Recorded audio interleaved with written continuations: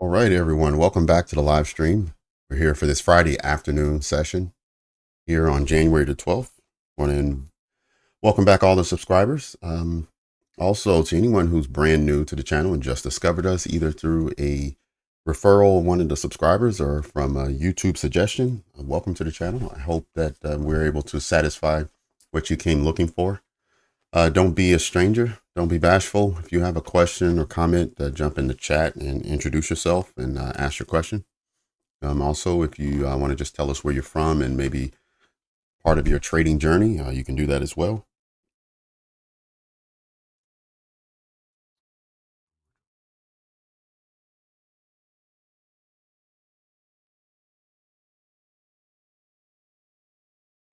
All right, we're going to give everyone just another minute or two to join, and then we'll get started with the afternoon session.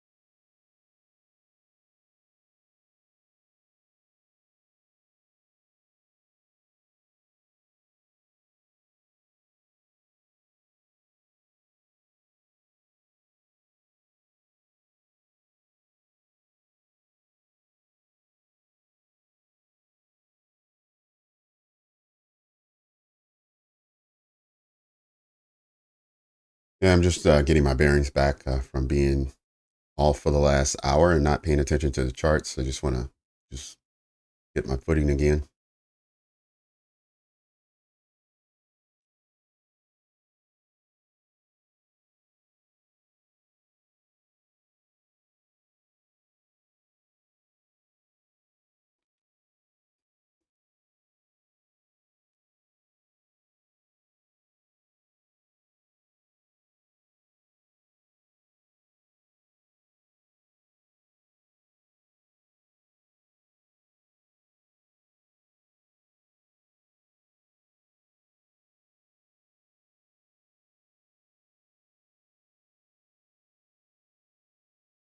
Great. All right.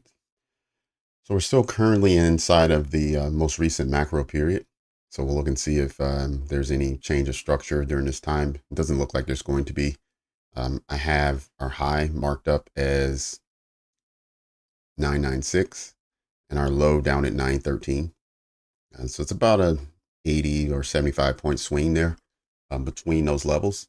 But price has just been trading in between and hasn't really made a strong move either way since. We went away during lunch and it just pretty much consolidated right here in this area. So with that being said, we won't have a market structure shift unless we can break this low at 913. Because remember, we're coming from here. This was the last extreme that was made. We made this low at 1054. Strong bullish momentum all the way up to the 995 level, which swept this high that was the previous high. And since then, it started trading lower. We thought it was going to potentially take out this swing low and then put us back bearish. but it failed to do so and then started buying and basically consolidating since. So because of that, we're still, the last extreme put in is this high. So we're still bullish.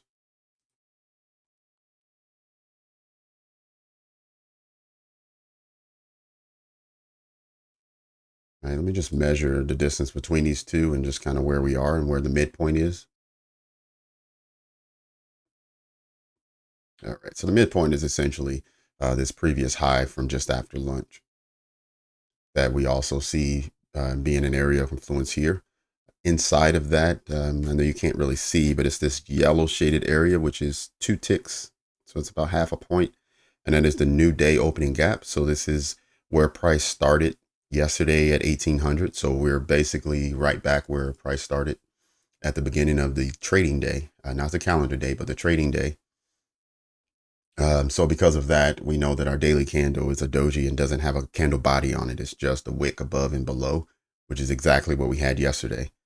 So we just need to continue to monitor that and see if price wants to hug this level for the rest of the afternoon. Because if it does, we'll end up without any candle body in, right? It'll just kind of be a in-between consolidation day where you had a run up, then a retracement, a run down, and a retracement, and then close. But before we come to that conclusion, price does need to print. We need to let it print. We have our expectations, but we're not market makers, so we want to see what they have in store. So for now, we'll just wait and see if any key levels are swept. Remember, we have a key level up high at 995 and then down low at 913. And those are the levels we're looking to, one of them to be taken. And once that happens, we'll move from there. I just want to take a quick peek at where the dollar is right now on the hourly time frame. Remember, we had news this morning related to PPI. Yesterday was CPI. And we were looking to see what type of impact would that have on movement for the dollar today. At the announcement, we did have a big price move down. Then the following hour, the opening bell, we had another price leg down. This fair value gap here that's been there since Monday, actually. Monday at around 10 p.m. So around the switch over of the calendar day to Tuesday, we've had price push in here 5 times, and each time it's found support. Even if the wicks went through, it never closed below, and then it's pushed out and had bullish momentum afterwards. And so we saw the same thing today. It pushed down during the opening bell.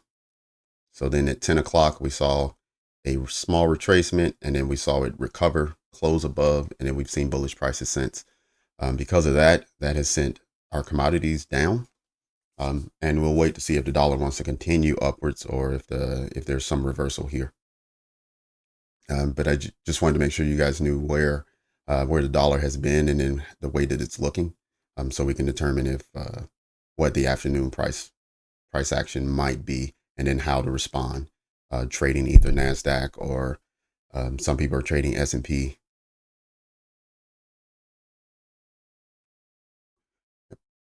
But as I said, for now, I'm in a holding pattern. I'm really not looking to take an entry just yet. I want to see exactly how price starts to deliver. So I'm going to hold it at the 5-minute, and we have the 15-minute in the bottom left.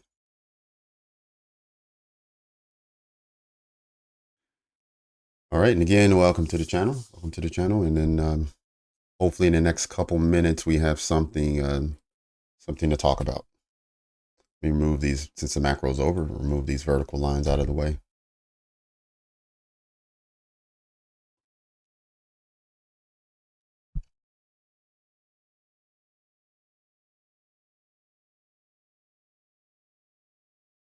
Fauci, you're right. You're absolutely right. Oh, hi, DB. Good morning. Welcome. From India. All right. So you learned ICT 2 months back. All right. So you got about another year and a half or so of practicing and learning more and continue to develop as a trader. And then you should be good to go. Unless you've been trading for a while and you've just been introduced to ICT.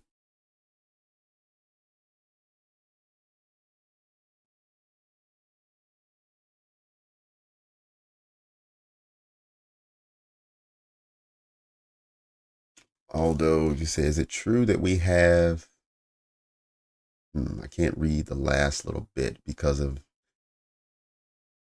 I hate the format of the chat. There's a emoji on the bottom, so I can't see it. Give me a second. Let me see if I can take another view and then read the rest of your comment.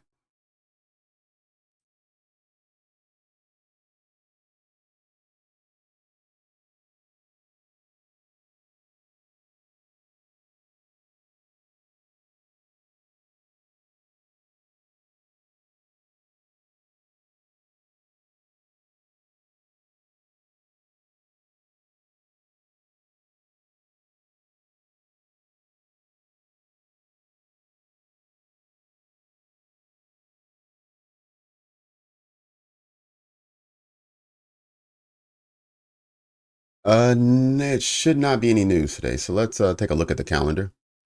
All right, so this is our news calendar for the day. I usually only display medium, which is the orange, and high impact, which is red folders.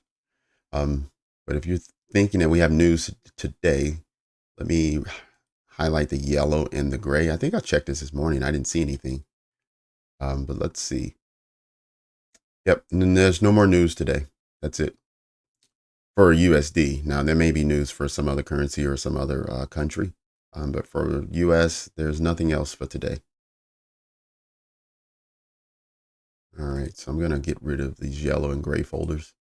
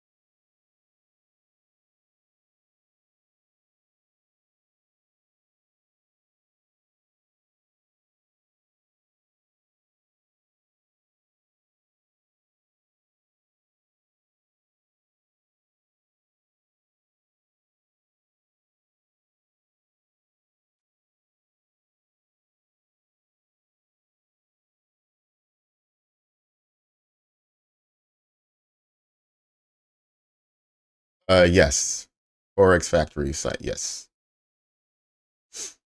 So, yeah, for anyone who is new and hasn't used Forex Factory before, if you want to use this for news, when you first open it, it'll have quite a lot going on. What I do is hit this little funnel in the top right here, which is filter. So hit the filter button. I deselect all the other currencies because I don't trade Forex and I'm only interested in news for the US, and I only select USD. And then up at expected impact, only the red and the orange, they are selected, and then you just apply the filter.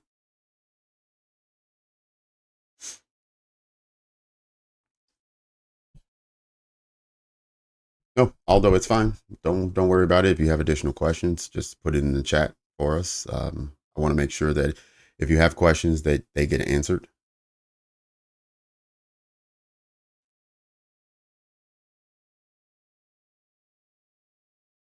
Good afternoon, Al. Welcome back to the channel.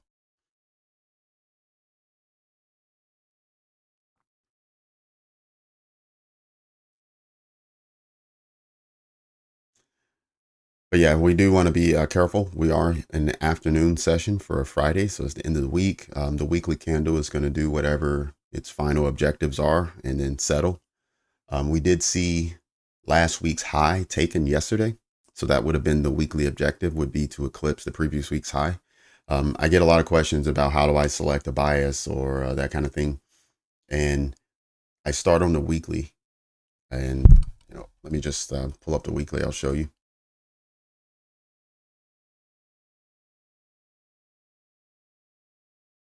See?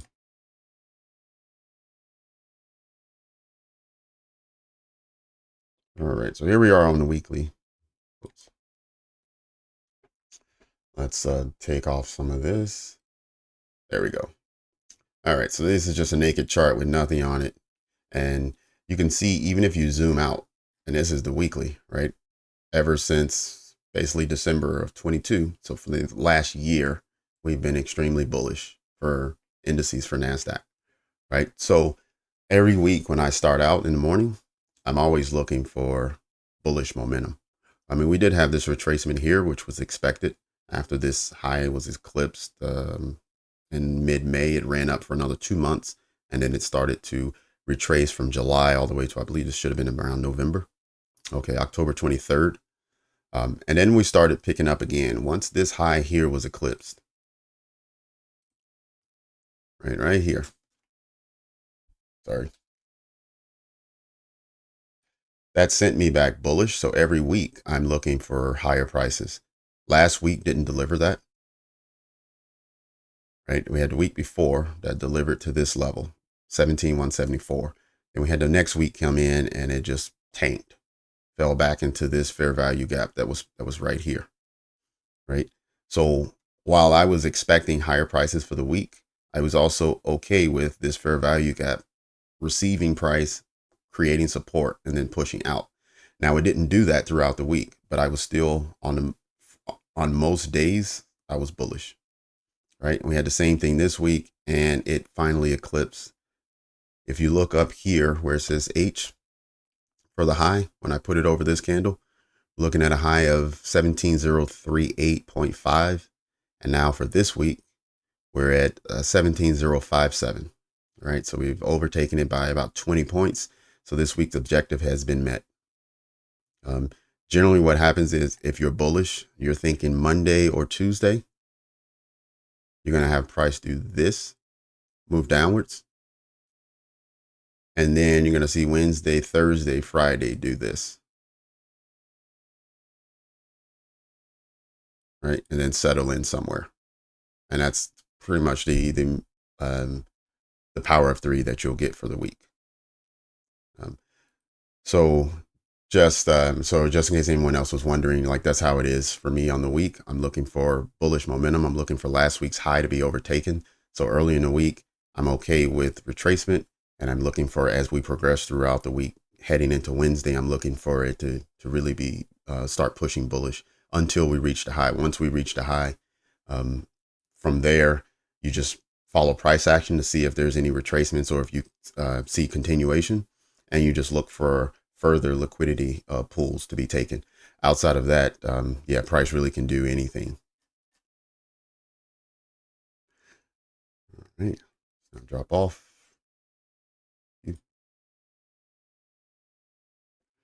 Get back down to a respectful price level. There we go. How was my day so far? So far, my day is good. I had one losing trade, I think 10 handles, so about $200 or a little bit over was the loss this morning. I didn't take a second entry. Again, I'm bullish for the week, so I like when there's bullish momentum. So this morning, there was a price drop after the opening bell, so we saw a lot of bearish activity, and that was a trade that I didn't enter into.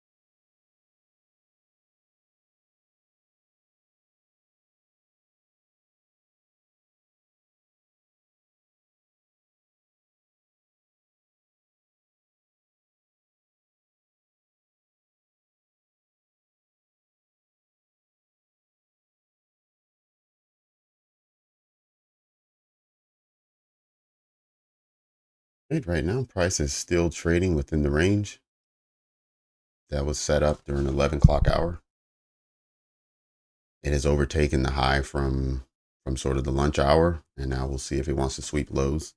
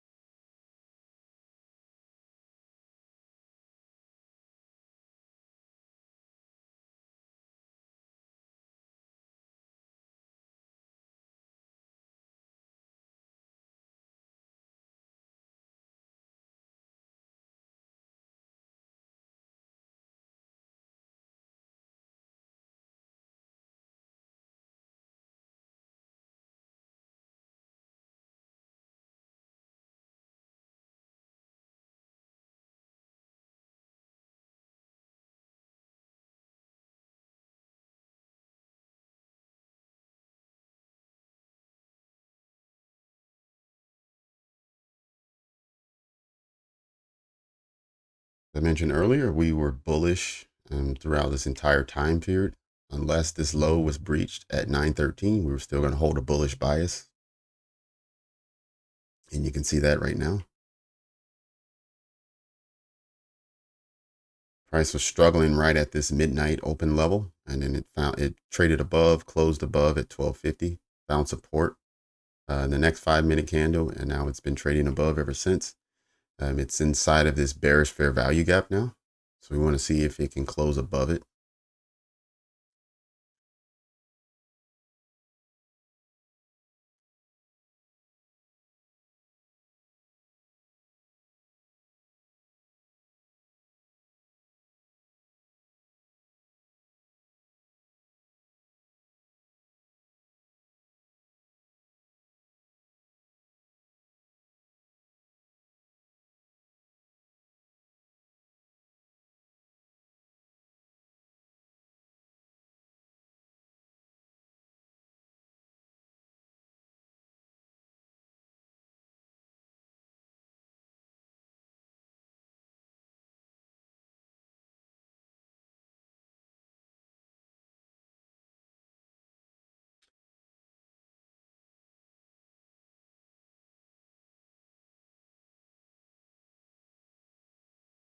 I do both. I scalp. I also do ICT. Mostly I do ICT. The first week or two that I was online, I was doing a lot of scalping. Price at that during December was a little off, and so the scalping strategy stopped delivering the way that I wanted it to. So I moved back to doing the ICT concepts, and that's what I've been doing since the year started.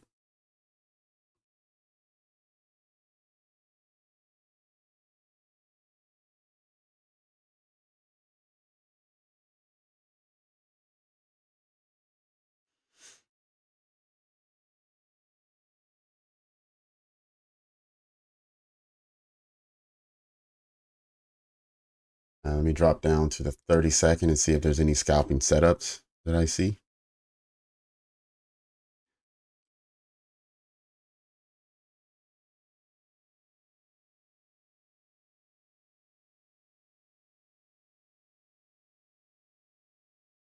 Right.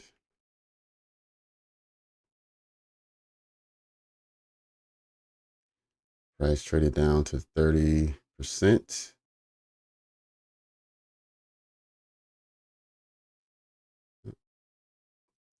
We need a 71. Ooh, it didn't.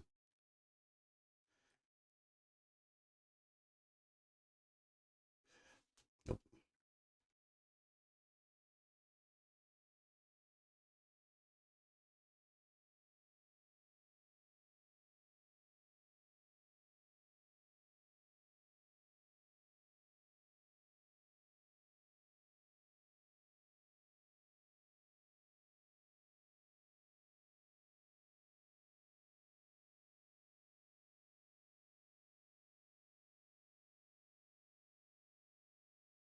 All right. On the aggressive side, this would have been the scalp.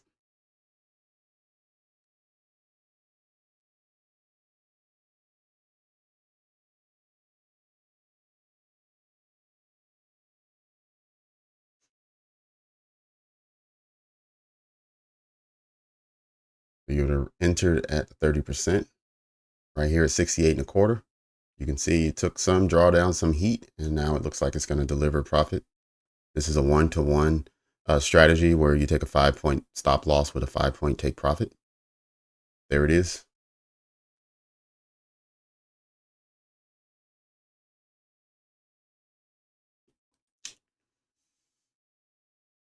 Aldo, glad you brought that up. I wasn't even thinking about scalping right now, but that would have been the setup.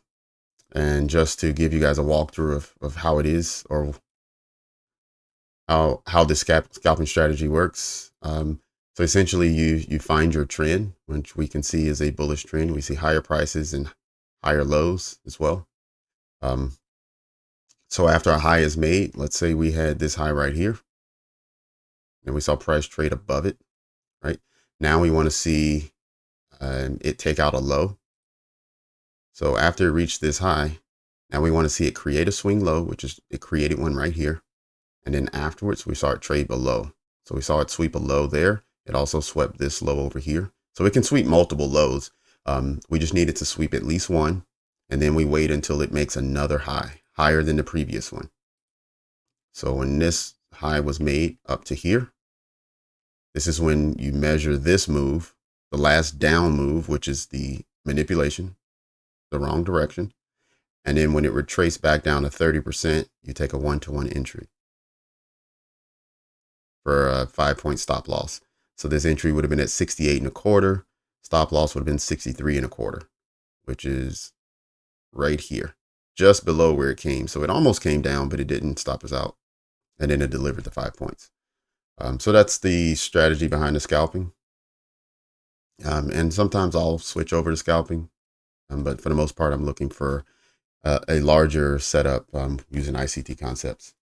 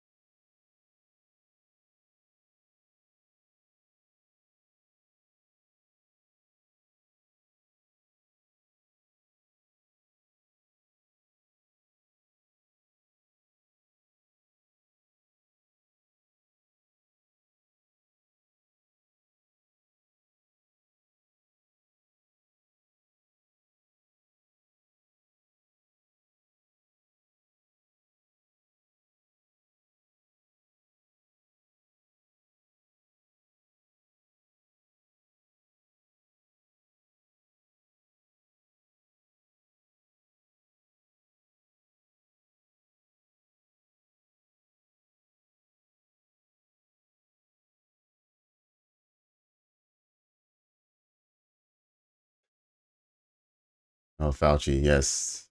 Don't be greedy.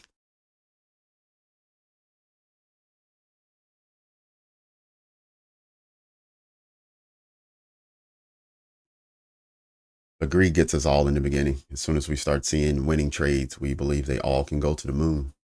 And we tend to hold them too long.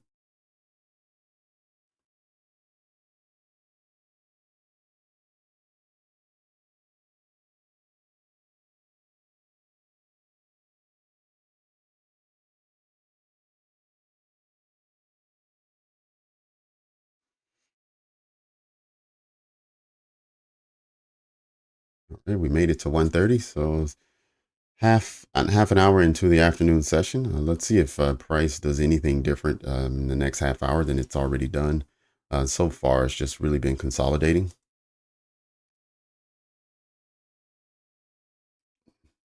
We had pretty much these three candles create a new high from lunch, and then a retracement right back into it. And now we're back at the highs from the three candles ago. So it's yeah, it's still consolidating. It hasn't really decided if it's going to make a push for new highs, or at least it hasn't shown us that.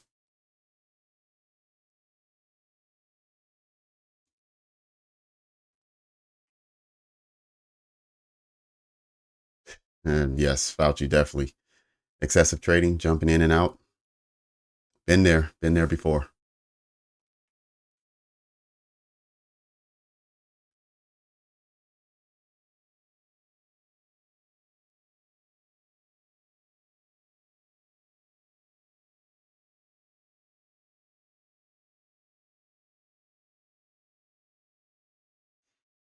All right, let's see if this trades back down to the fair value gap here at 960 and see if maybe that's where a bullish reaction comes from.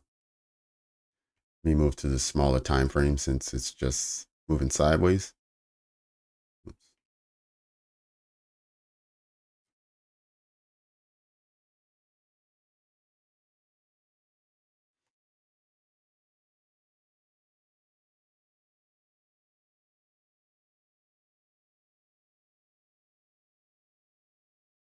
Um, Although I'm gonna have to leave that up to the rest of the members in the group. I don't trade with Apex, so I'm not 100% sure. I know if you were trading with Topstep, it wouldn't be a problem. You could reach the target in, I think the minimum is 2 days, um, because they don't allow you to have more than 50% of your gains in one day. But I'm not sure how Apex works. But if they have a minimum number of trading days, then you're gonna have to trade that day. I don't know if you can just enter and exit quickly and get out, or I don't know how it works.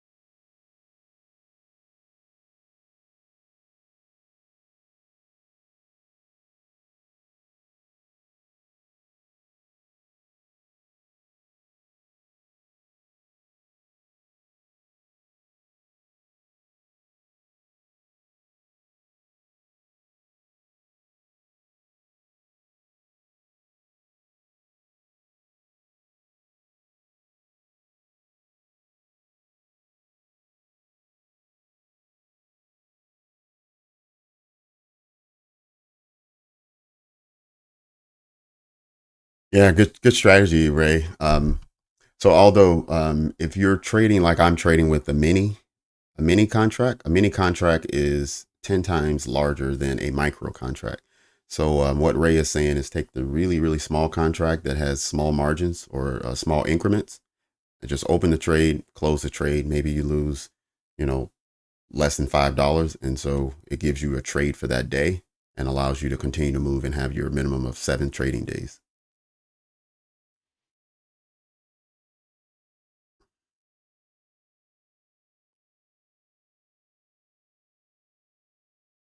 Trading today is I had one trade, small loss of ten handles, so about $200, and that's the only one I entered. Um, I wasn't really excited about looking for a short, and so once it took off, I didn't jump in late, and I tried to take a long in the middle of that as it was slowing down towards the end of 10 o'clock, between 10:30 and 11, and obviously that didn't work. It continued to push lower, and I didn't re-enter the market, so I haven't taken another trade today.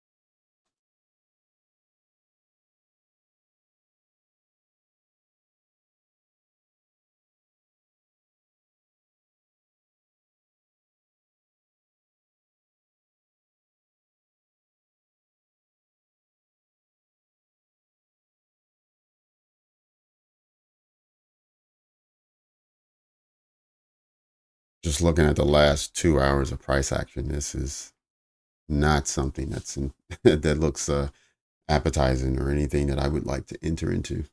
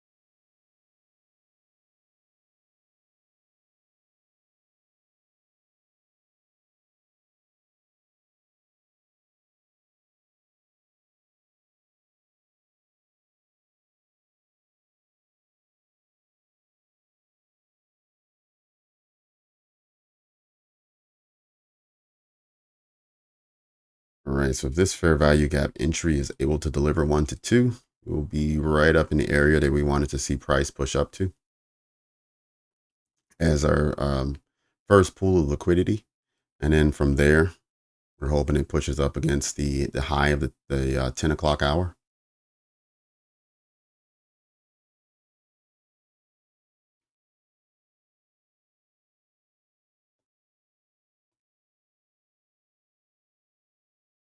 Okay, so far it's delivered on a 1 to 1, just not a 1 to 2 yet.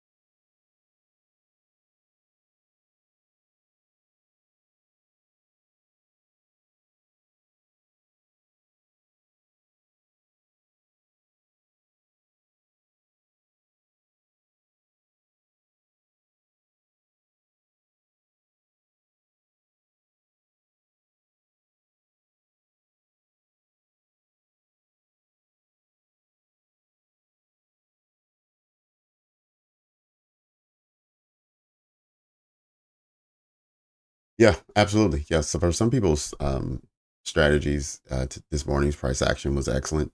It gave them exactly what they were looking for, and they were able to get in confidently at a level that they liked and run it to profit. So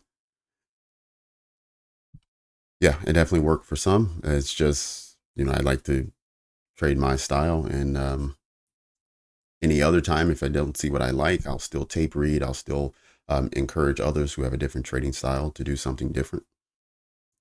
And yeah, it's just kind of the way it is. But I like the fact that we all have different trading styles, and we can learn from each other and figure out what each person is seeing as far as their triggers to look for a setup, right? And we can continue to encourage each other to win the trades that they like, as opposed to everyone trying to take the same trades. Like, I never encourage people to take the trades that I take. I just take the trades that I like.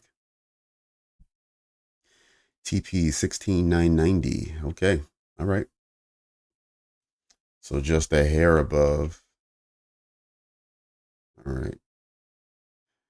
Yeah, this 988, this looks like the entry from 10 o'clock this morning. The silver bullet.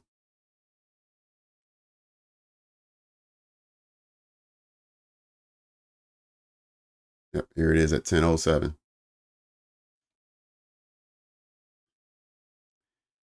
Yep, you got a silver bullet entry here with a low hanging fruit target of the session low.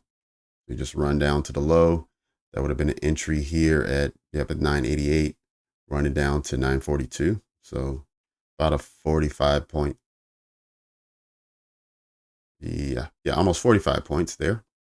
Or if you were looking for 50, you would just ran it a little bit longer, which it achieved on that same candle. And remember, this is just a 1 minute candle. So entry would have been here at 10:07, exit at 10:18. So just over 10 minutes for that trade. Some people in the room this morning, they took that trade and they stayed in and they ran it all the way down. When it was doing all of this, Samuel, this is where I got caught up looking for a long over in this section. In fact, it was probably this one. Let me just see.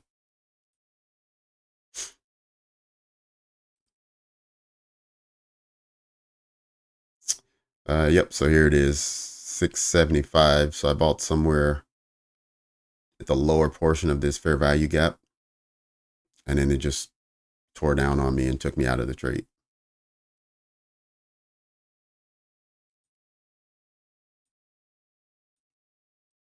right? But as it broke down and took me out of my trade, it delivered a 2-to-1 for anyone who took these trades.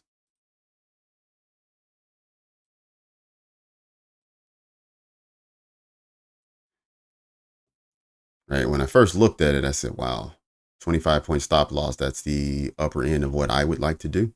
But for anyone who liked that trade, this was what they would have done. Right? And it took about 40 minutes. So it took a while. That trade didn't deliver quickly. But you can see over here at 10:52, it was able to deliver 67 points on that trade.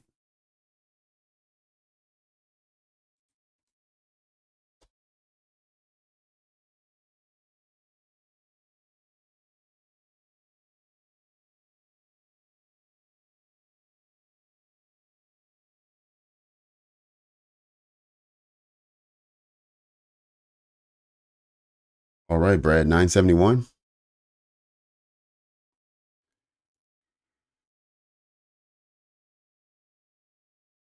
Okay, so hovering right around break even for the last, yeah.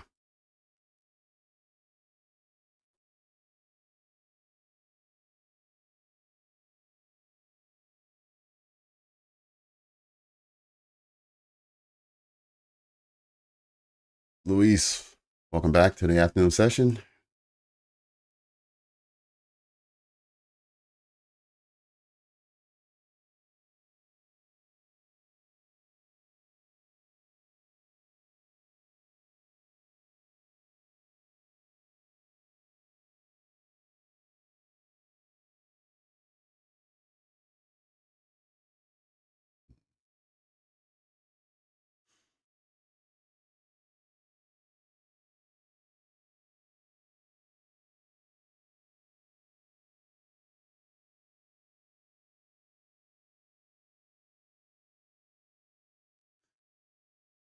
All right, we have our 3 indices all pulling back from hourly highs, which is what we see here with these 5 candles. Other indices are following, and we also have the dollar pulling off of hourly lows.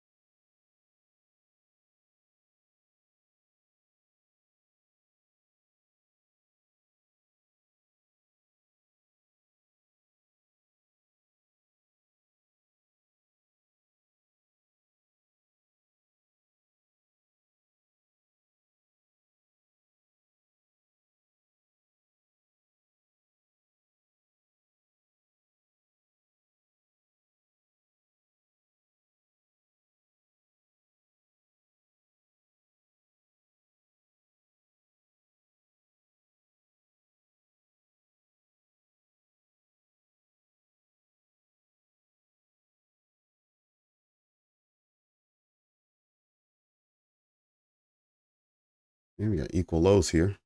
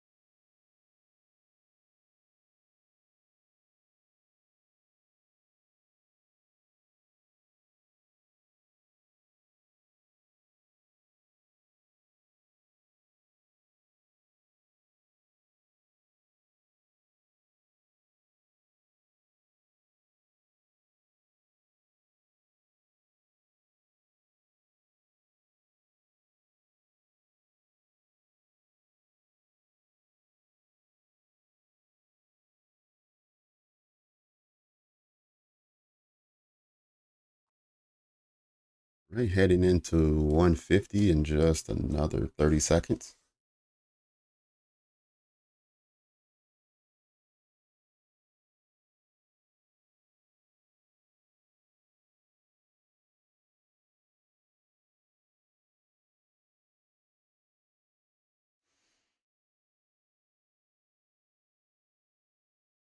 Rainmaker, we'll see. So far, the market hasn't really done much. It's just created a large zone of about 90 points, and it's just sitting in between those two for the last 2 hours.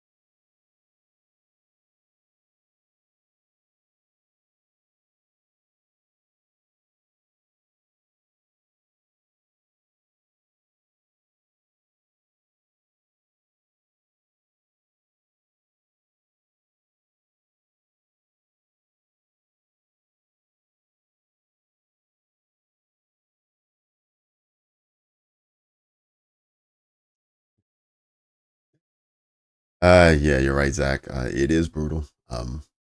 It's Friday afternoon, so if the market doesn't have any other objectives, then this could sometimes happen where you just get this sort of consolidation throughout the afternoon. I don't want to say that that's what it's going to do just yet. It's still pretty early. We're not even at 2 o'clock yet. But yeah, this 1 o'clock hour has been pretty brutal. The lunch hour didn't provide much either. And to be honest, needed at 11 o'clock. So after the 10 o'clock hour, we've pretty much just been letting price settle. I was just looking back at where we've been this week, and I noticed that all three indices created their weekly high yesterday. Yesterday afternoon is when they all were hitting their peaks.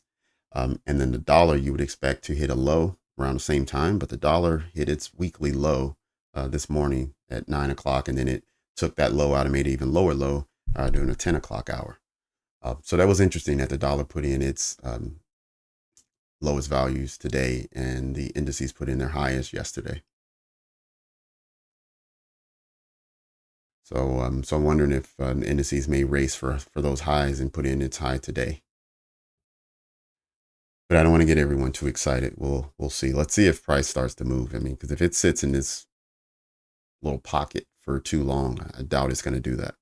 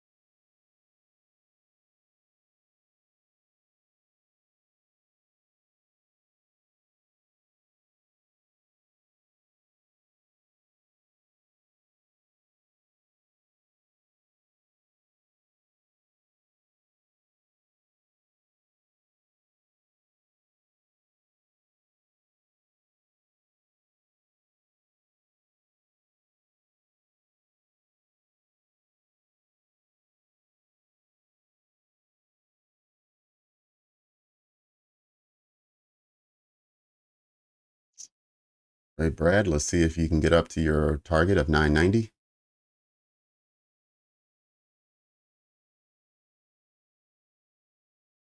Rabbit, I use the 15 and 30-second time frame when I'm scalping.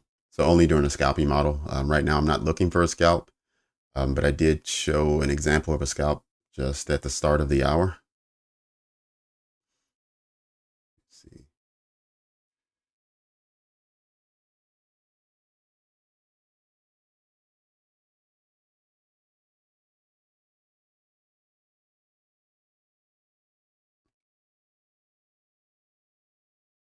Okay, we have equal highs now, equal lows and equal highs.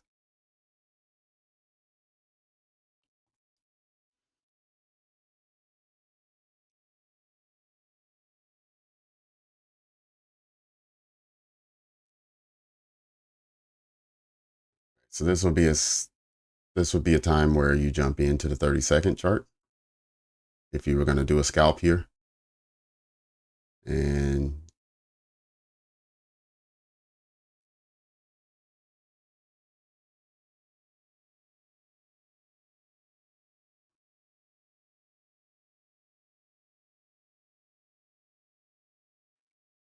right,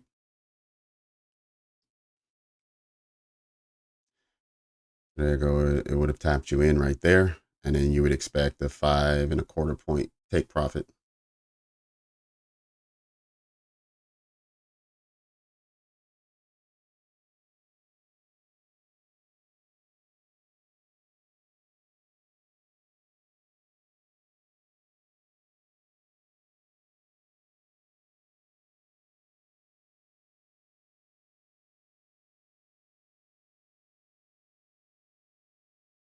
All right, this scalp would not have been a winner, not at the 30% level.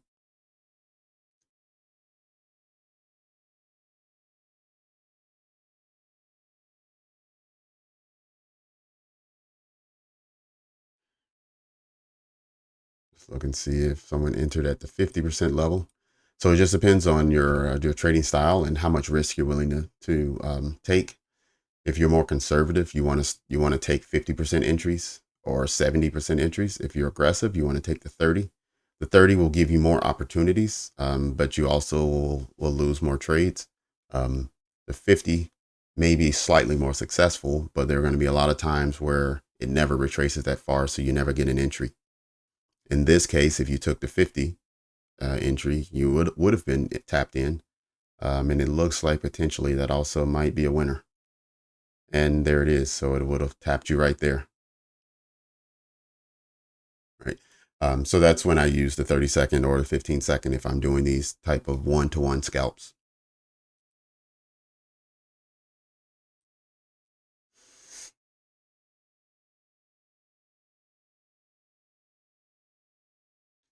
All right, I can remove this since that equal high was taken.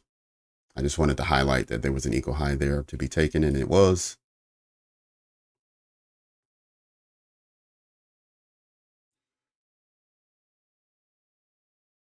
$37,546. Okay, you're in a US 30 buy. All right.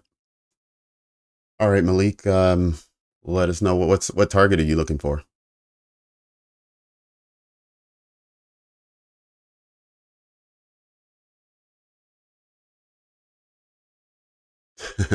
I only had one trade so far, Malik, and it is so far not a green day.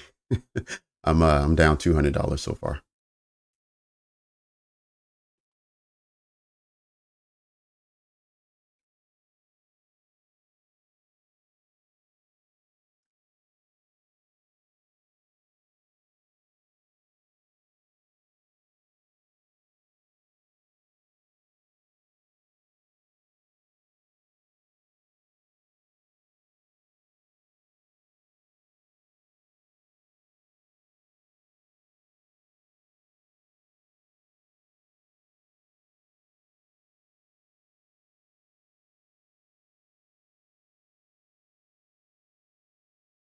$682. Okay, 682 from 546. Oh wow, 140 points. That's okay.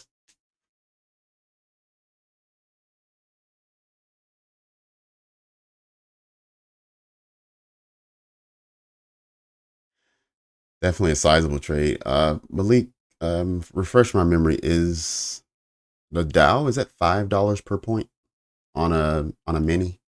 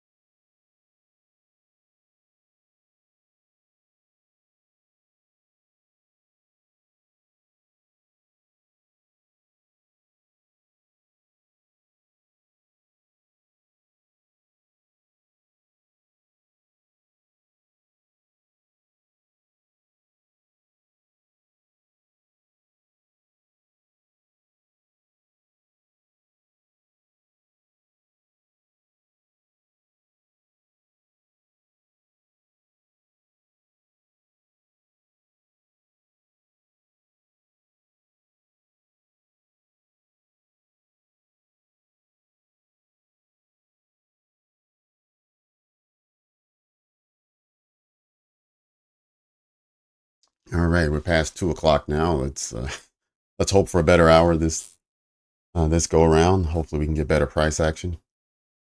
It's yeah, the last hour just looks like a bunch of wicks, and every up move was followed by a down move.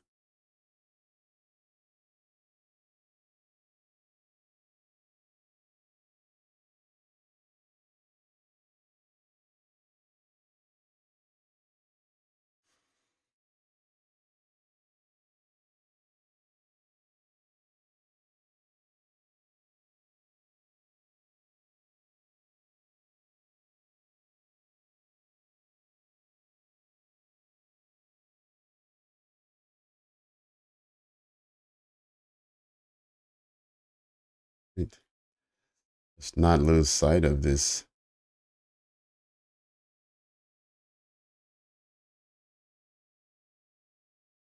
long we were talking about.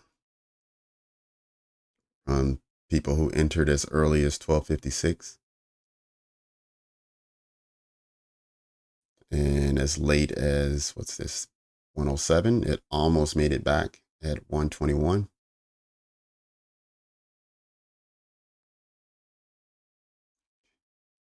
Right, the last time we looked at, we said we were about a one-to-one trade, and we were here. And so now it's been another 40 minutes, and it's just slightly above that. So it's just a slow grind. And this is how the morning trade was. Like when it was trickling down, and I entered a long, and then it eventually made its way all the way down, delivering that trade. But it took 50 minutes or so to do. This one seems to be a little longer. But watching the candles, it is making higher lows and printing higher candles. It's just brutal to watch.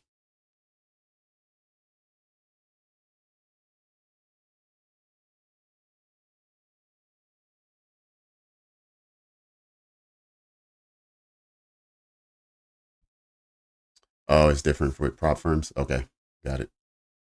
Okay, I know on futures it's I think it's $5 a point. I can't remember. I'll have to check. But yeah, I know if you're doing CFDs and you're doing a lot size as opposed to contracts, it's different.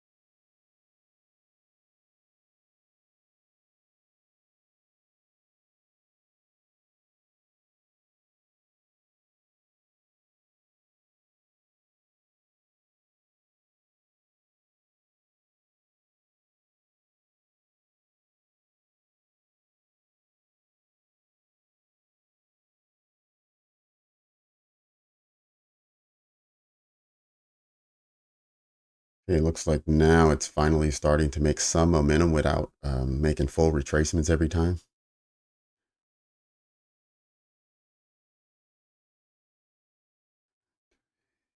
So we're about 5 or 6 points away from reaching the target on this fair value gap trade if anyone took it.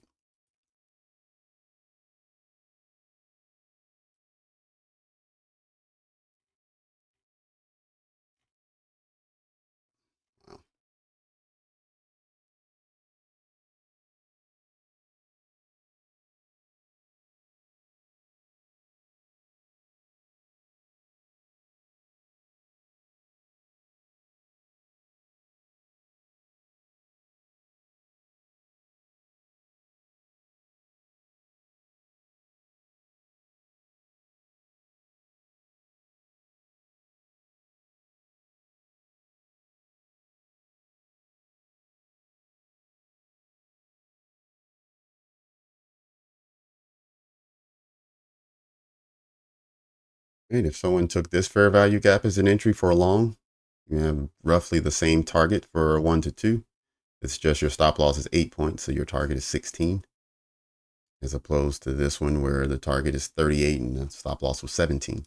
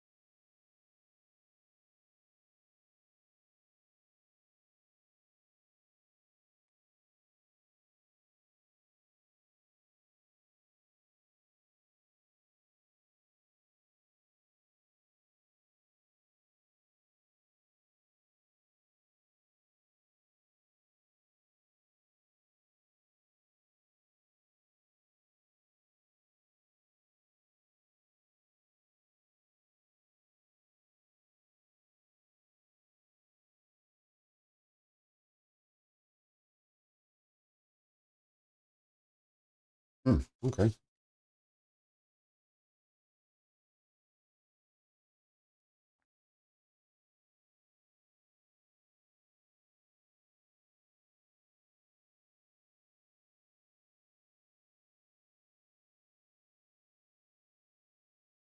All right, everyone. I'm gonna run and refill my water bottle. It'll take me 1 to 2 minutes to come back. Hopefully, during this time that I'm away, anyone who's enjoying the video, please hit the like button so YouTube knows that and can start promoting our video to others who are searching for the same or in the same genre, looking for live trading sessions. That helps out quite a bit. So if you're enjoying the session, please hit the like button. I'll be back in 2 minutes.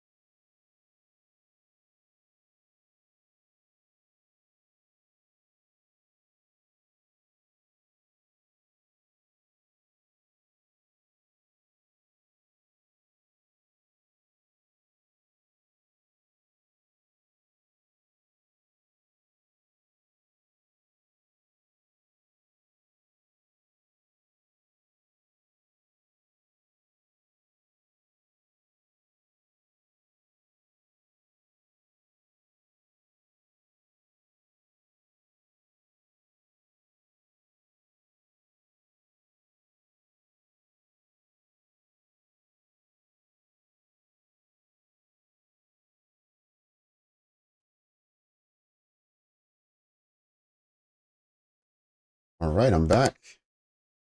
Let's see. Yeah, Al, I'm with you. I thought we could do better as well. Thank you, everyone who has liked the video. I do appreciate your support. Thank you.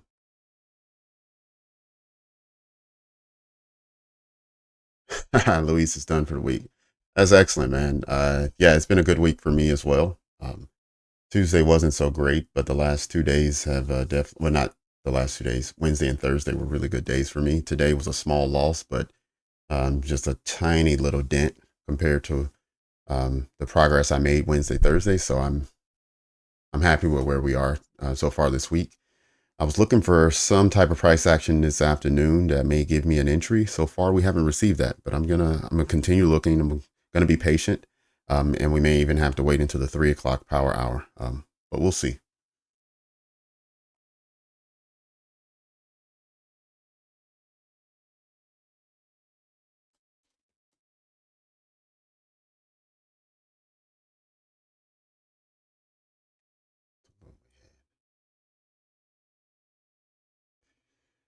Nine 17, 13. Okay.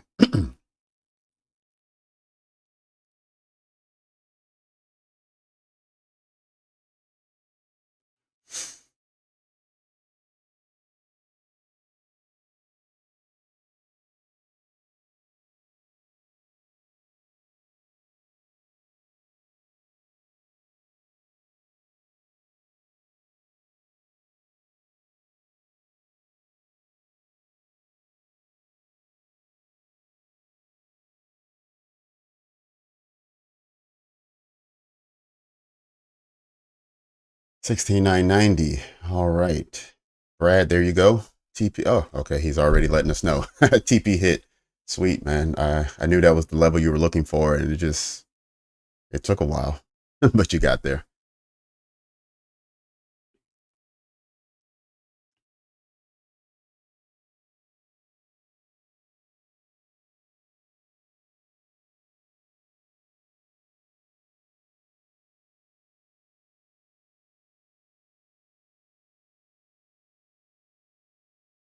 All right, look like we have a few newcomers. If today is your first day on the stream, please introduce yourself in the live stream. Just let us know where you're from and maybe how long you've been trading. If you have a particular strategy you like, you can mention that as well.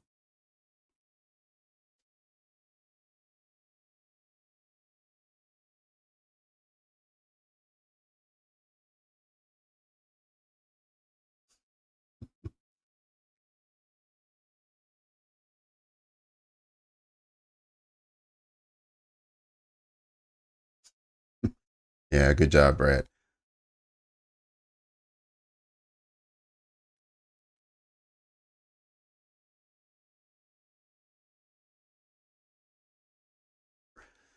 All right, I think we finally got to target on this fair value gap trade from the lunch or from just after lunch. Well, 12:56, I guess, was the entry. Um, and guys, I didn't take this trade, so this is not a trade. This is just a setup. We wanted to see if this trade setup worked out or not. Let's see if we've gotten there. Okay, not quite, not quite. Two and a half points away from target.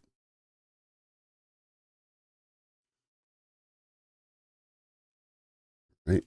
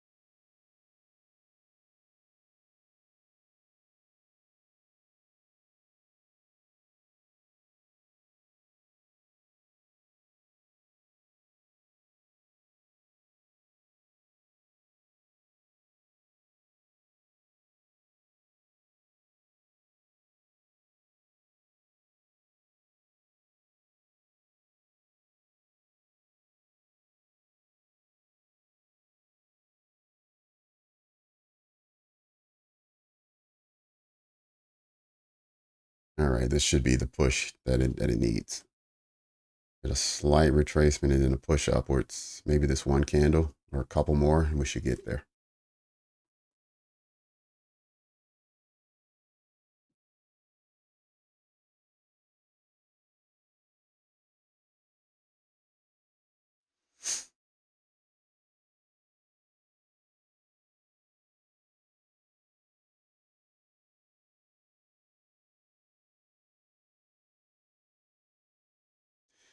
All right, finally that trade ended. For anyone who was in it, did we have anyone who took a trade off of the fair value gap down here at 9:55?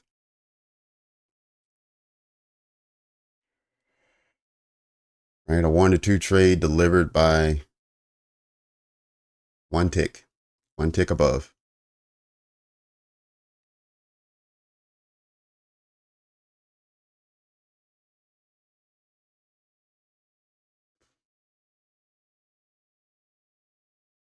Took an hour and a half for 38 points.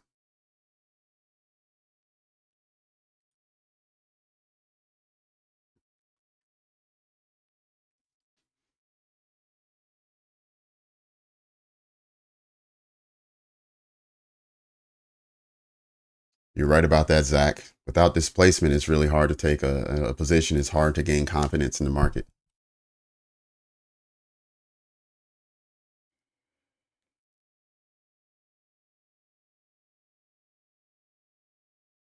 Yeah.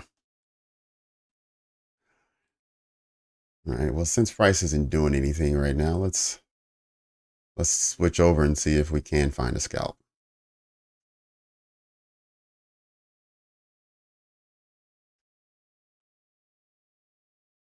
Right.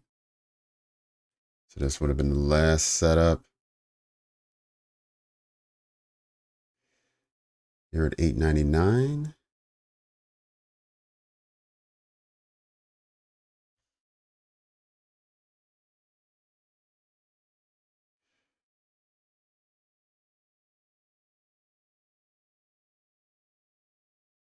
It looks like the aggressive ones is not working today. We got to tap out by one tick. Now go and check on the 50% entry.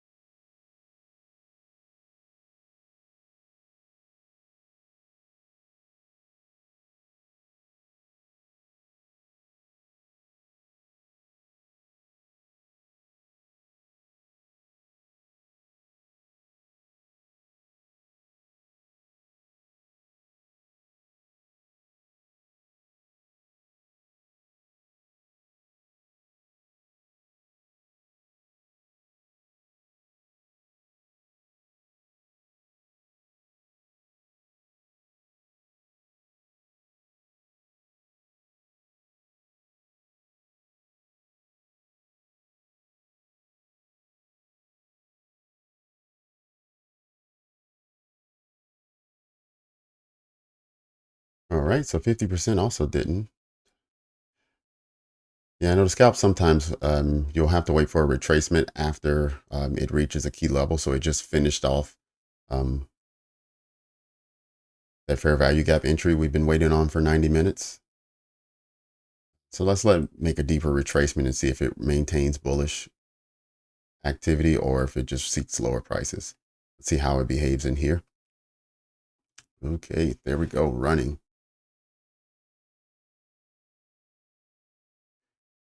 All right, remember earlier we had equal lows here marked up.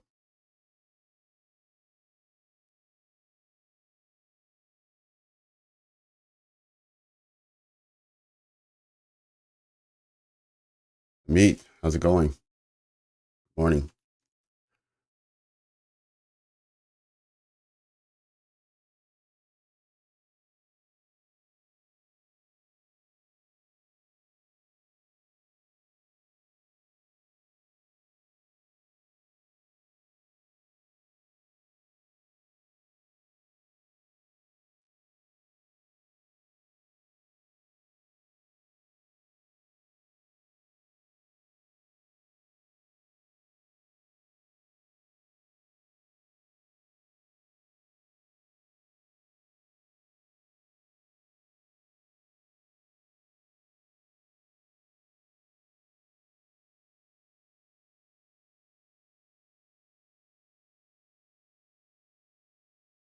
Oh, box setup. Yeah, I'm not really good at box setups.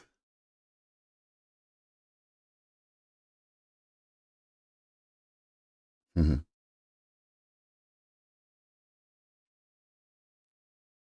Wow.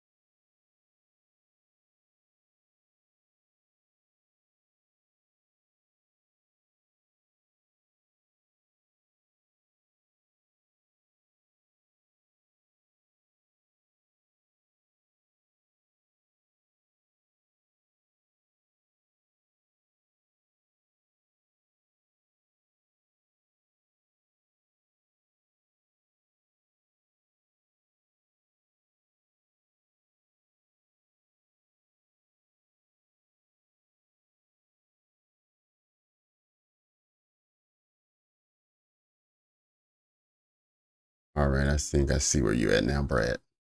I mean, I'm not Brad. I mean, Dustin. I think this is what you were talking about. You said it hit 60% twice, and you are right. It hit it once here and sold off at 11:15, and now we're there again at 2:15. 3 hours later, we got a nice push down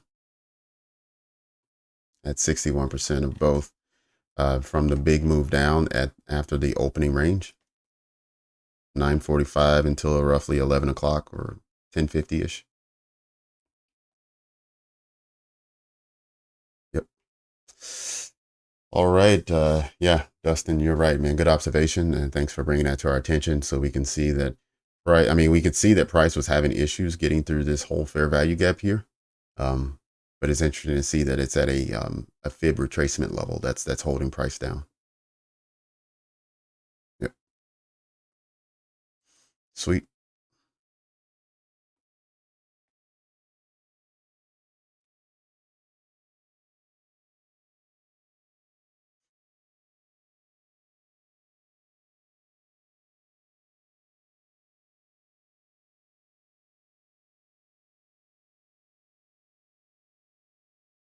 And so once that low was put in and then a new high was made at 11:15, we haven't left that area, this range since then. So we'll need to break through this level first if we're ever able to get back up to the daily high, right? But this could be the move for the afternoon, that it just wants the range. Yeah, we're halfway through our session now. It's 2:30, so we have another hour and a half. Um, I've seen crazier things happen on a Friday, so I don't want to predict anything, but it's not over yet.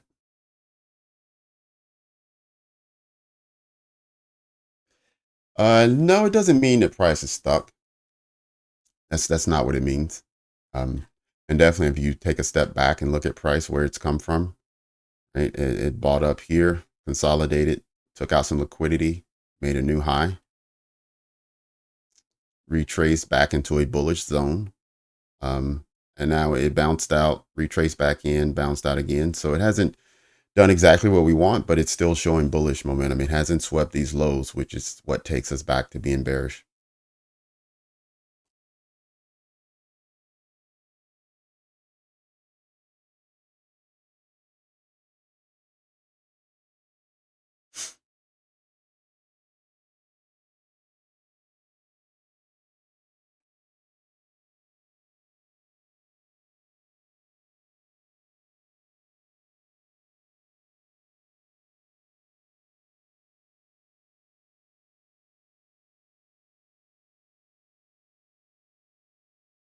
High of the day or low of the day?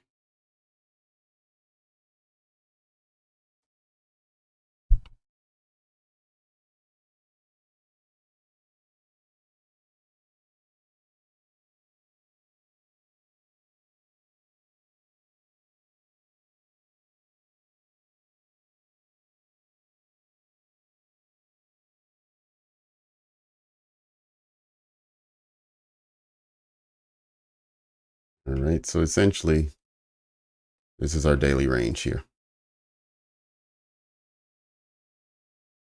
Oops. All right, let's do something different.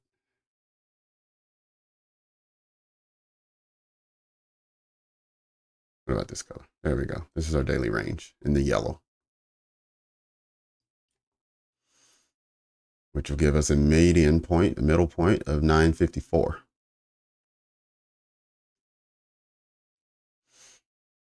All right, so we're in premium right now. We're in premium pricing. We filled in all fair value gaps that we need to.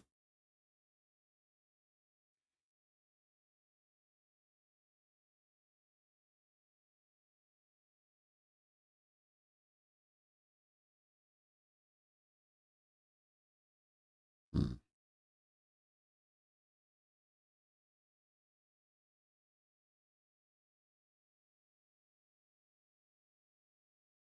Yeah, if I had to guess, I would guess we're going back to the high as opposed to the low. But I need to see more out of price action right now. It's not giving me that. Um, but again, if you pay attention to price, we are making higher lows still, even though there was a decent retracement right here. We're still making higher lows. Yep. So right now it's just looking like a consolidation. But if I had to guess high or low, I would go high.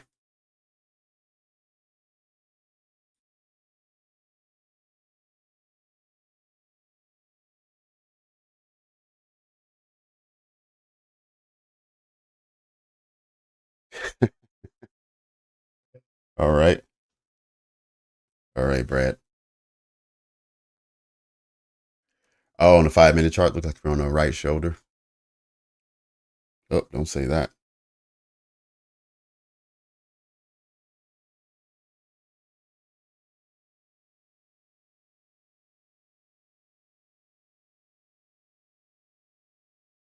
Because if we're on the right shoulder, then you're telling me we're going down, we're going lower.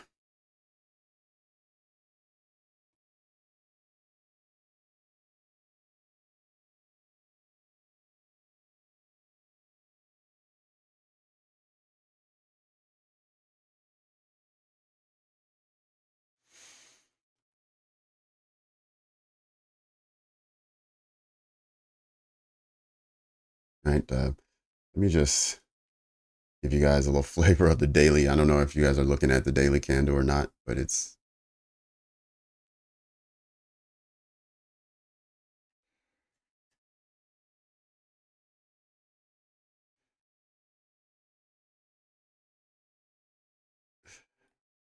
right. So this is Thursday. Look at the candle body. It's all wick. And then this is today. So it's inside range. So we haven't taken out yesterday's high or low. And so far the candle body, it's indecisive. It goes up, it goes down, and now it's been sitting here since earlier today, since around lunchtime. So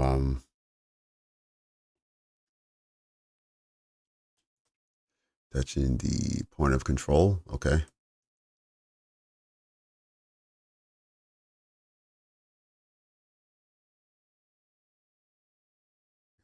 Thinking about getting back. Okay. Back through the lows. All right, low. Yeah, it could go either direction. It's just right now it's not choosing either direction. It's just sitting in the center. Um, Probably building up liquidity, looking to see which sides people choose, and then we'll see which direction the market makers take things. But yeah, right now it's not doing much, and we can see now for the day it just shifted bearish slightly.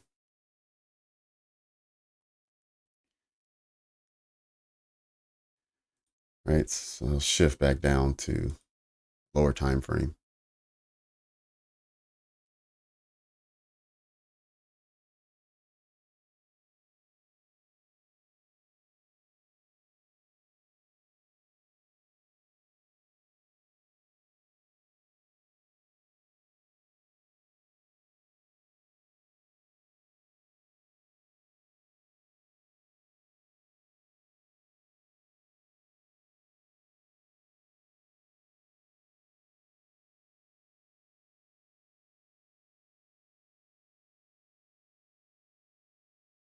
Great. Let's go ahead and measure out this last move we had.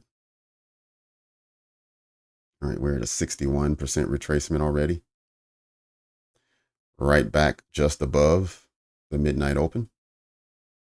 Right now we're exactly on top of right here where it says 50%. That is the new day opening gap. So that's the pivot between a bullish and a bearish day.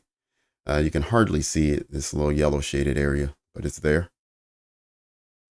In fact, let me just put a marker there so we can see it a little easier.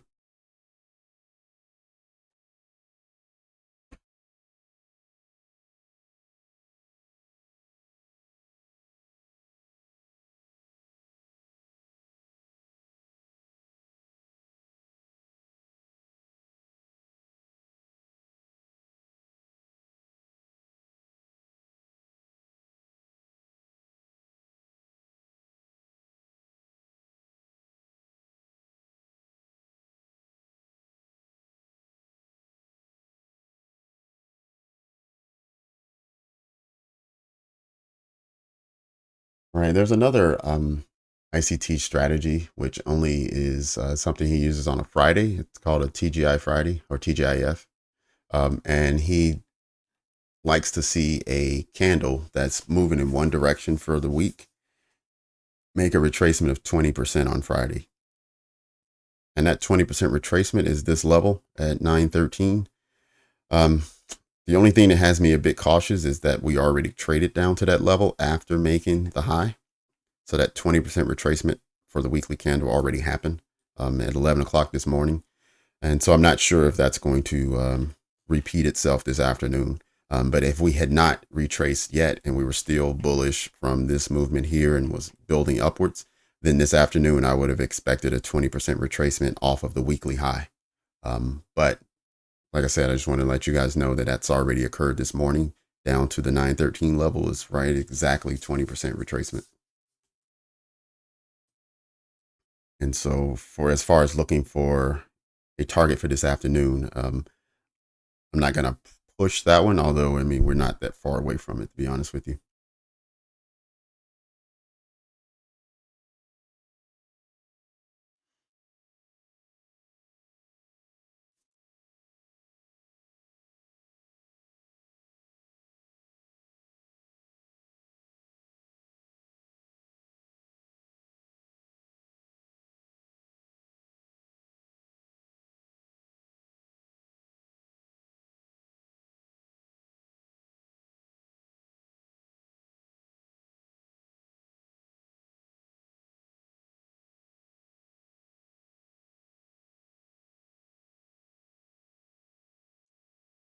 All right, we have another rejection off of the midnight open.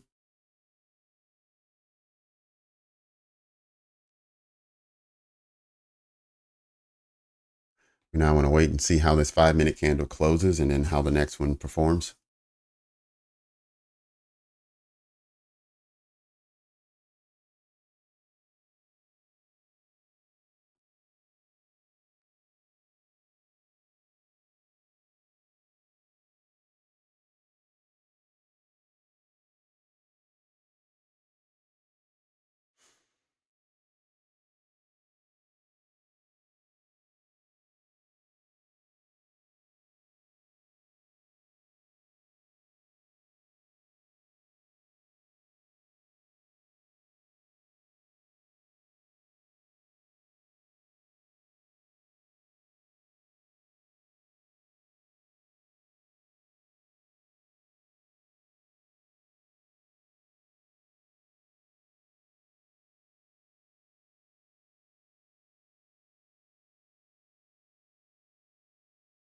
896.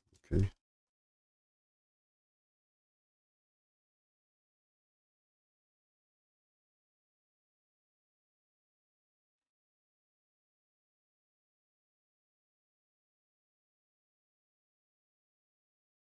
Mm.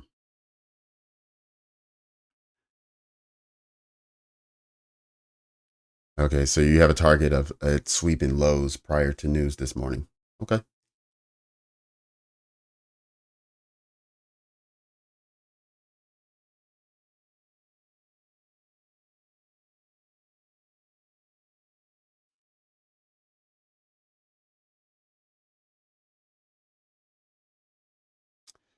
Right now in New York, it is 2:40 in the afternoon, so about another hour and 20 minutes before the market pretty much slows down and gets ready to close. And that's for Aldo. So Aldo, it's 2:40 New York time. I'm 2 hours behind that, so it's 12:40 for me.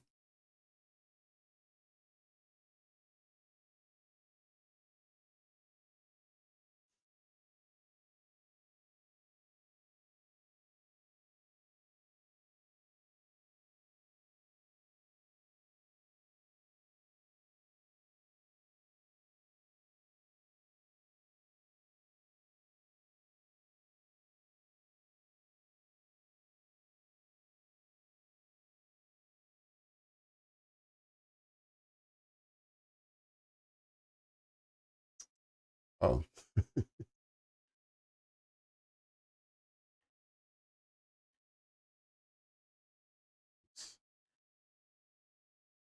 oh yeah, yeah. That's the we've been in that fair value gap for the last month on the weekly. Yeah, I definitely have it marked up on my charts as well. It's coming from the week of what's that? January 3rd. So just before that, I think like 2 or 3 weeks before it put in the all-time high, or maybe it was the last week in November where the all-time high was put in, and then December just kind of consolidated a bit, and then January it put in the yearly high, and January 3rd, the second day, it just dropped. And so that's the fair value gap that was created on the weekly that we're still trying to push through. And we've been trying to push through for the last month. Um, and that's where we saw the retracement last week.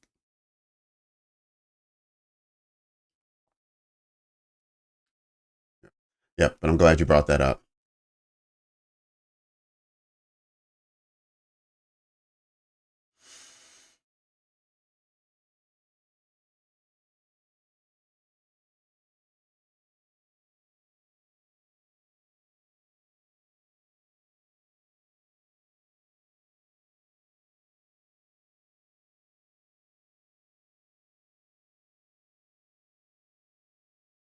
Yep. Absolutely, Luis. Yeah. You got to use the continuous contract if you want to see anything older than the last quarter. That's why. So whenever I pull up different charts, you'll see that I have the quarterly contracts down here, but I also have the continuous contracts. So if I'm going to do a market overview and just look at how things have been for the last year or so, I'm always looking at the continuous contract to come up with levels and where I think things are going. But I do my actual trading out of the quarterly contract.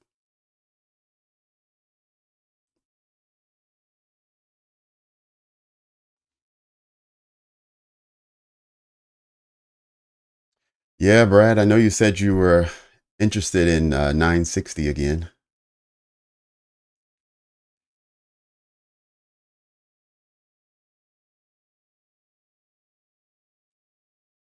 I mean, some nice wicks to the downside that rejected back up. It's just price has been weird this afternoon.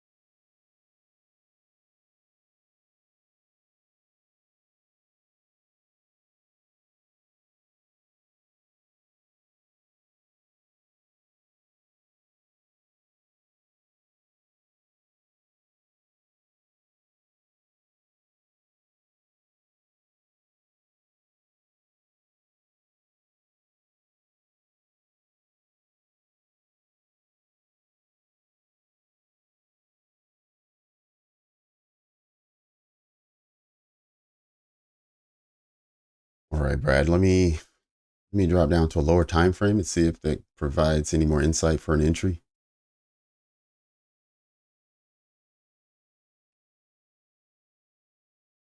Right, so here's the new day opening gap, which seems to be a magnet for price these days. We continue to get a rejection every time we get inside of the bullish fair value gap.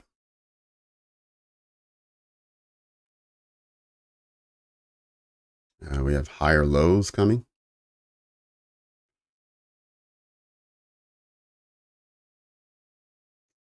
but we don't have higher highs. That's the only part that's missing.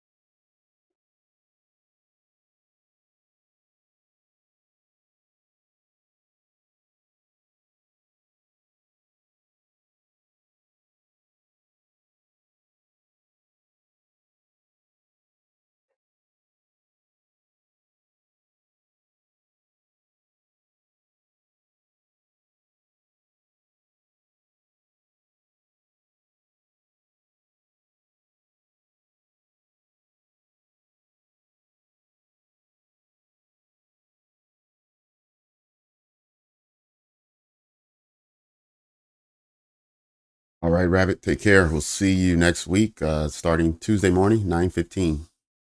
Have a good weekend.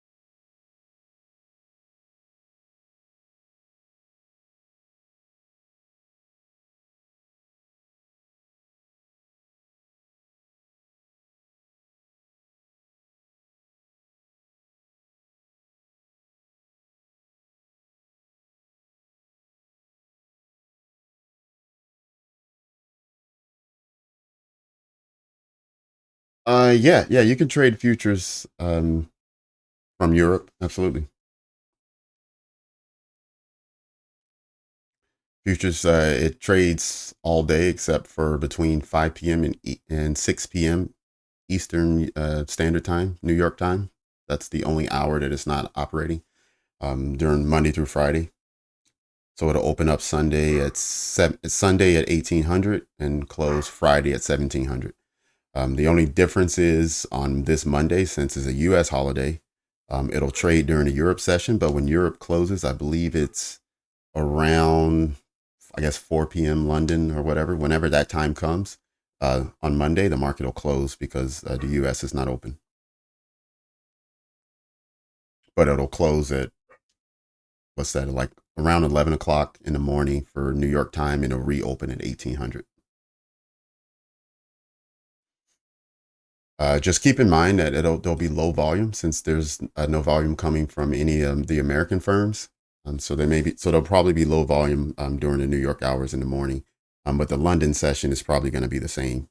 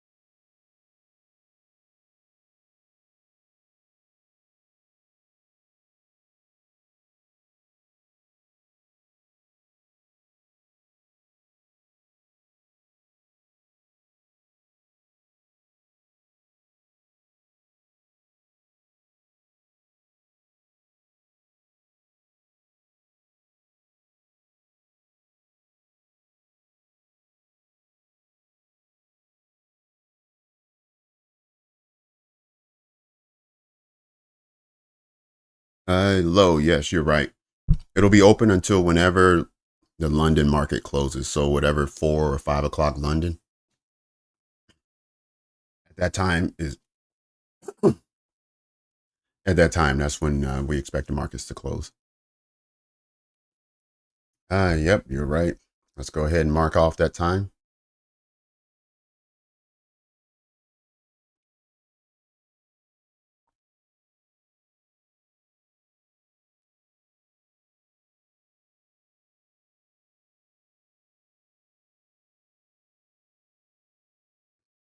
Okay.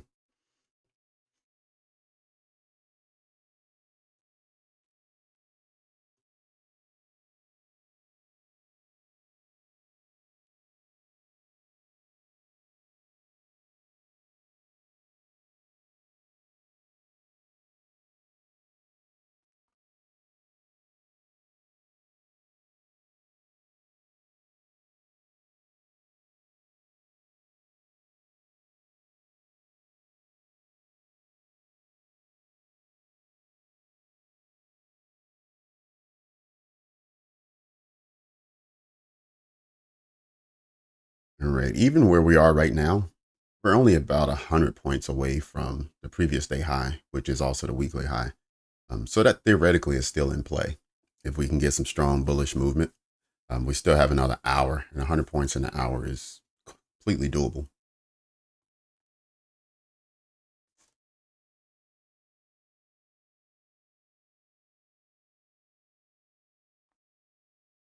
I'm not saying to plan for that, but if the market wanted to do that, don't be surprised.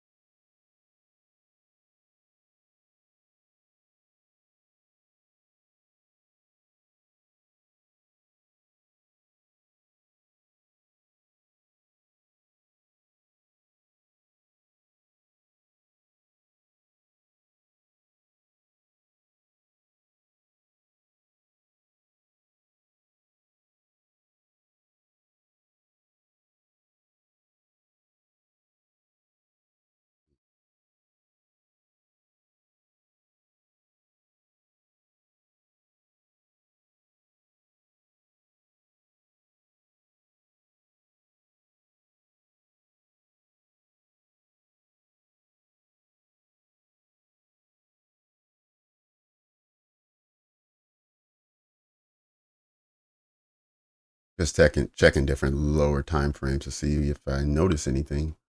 So far, there's really nothing. All right, we're back below the new day opening gap.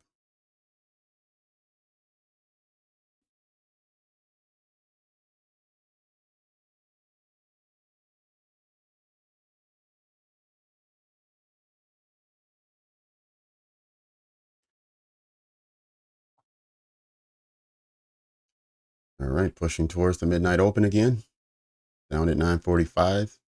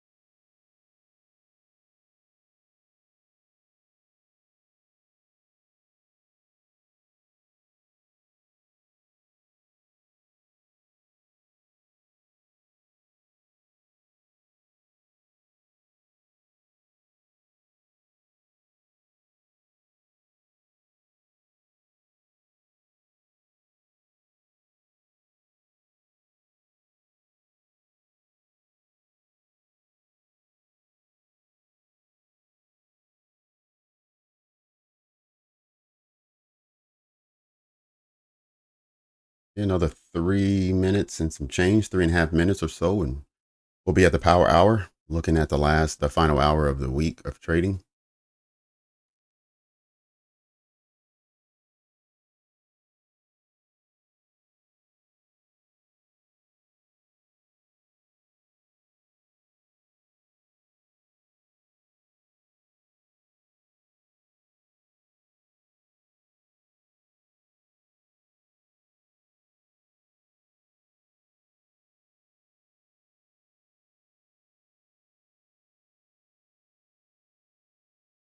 And talking about a teaser, look at that.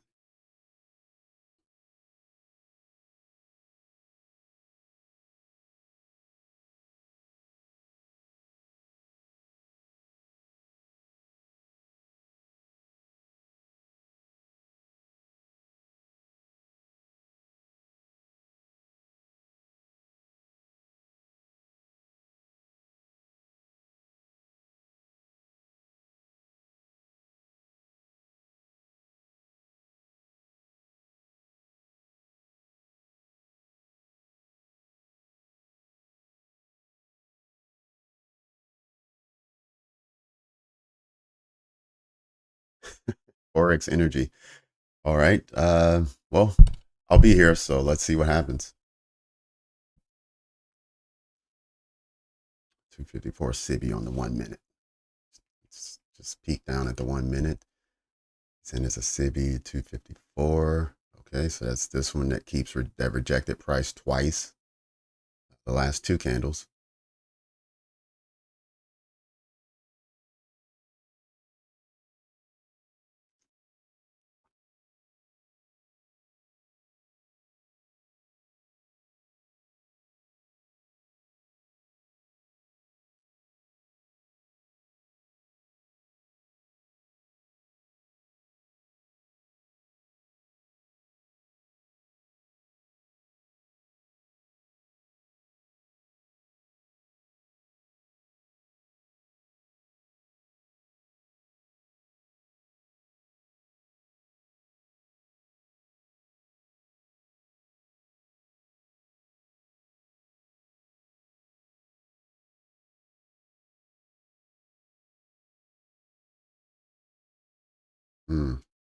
Yep, right here.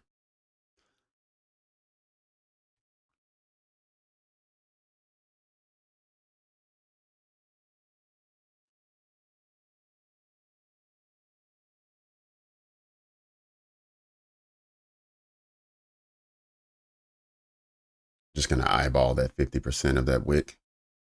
This one here.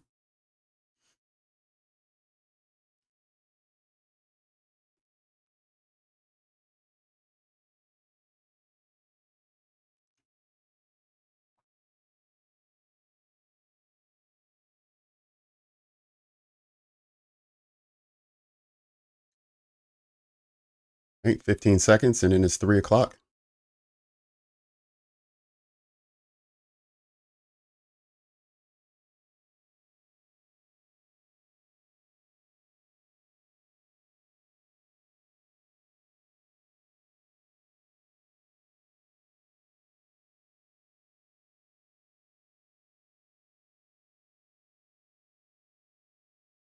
Hmm.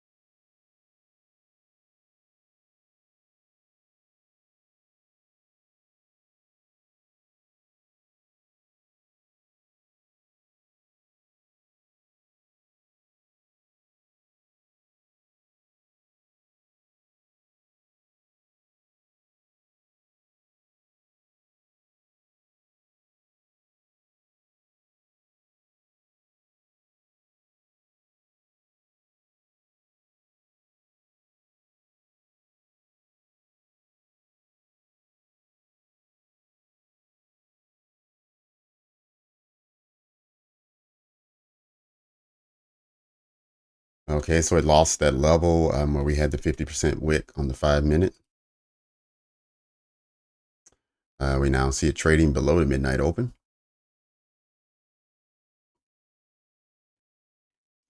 We'll see if it can close below, which it has not been able to do all afternoon.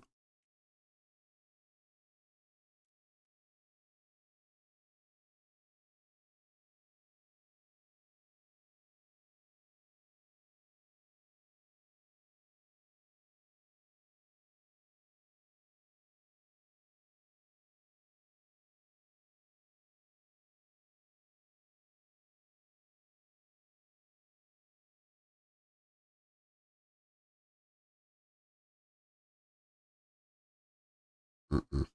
Hmm.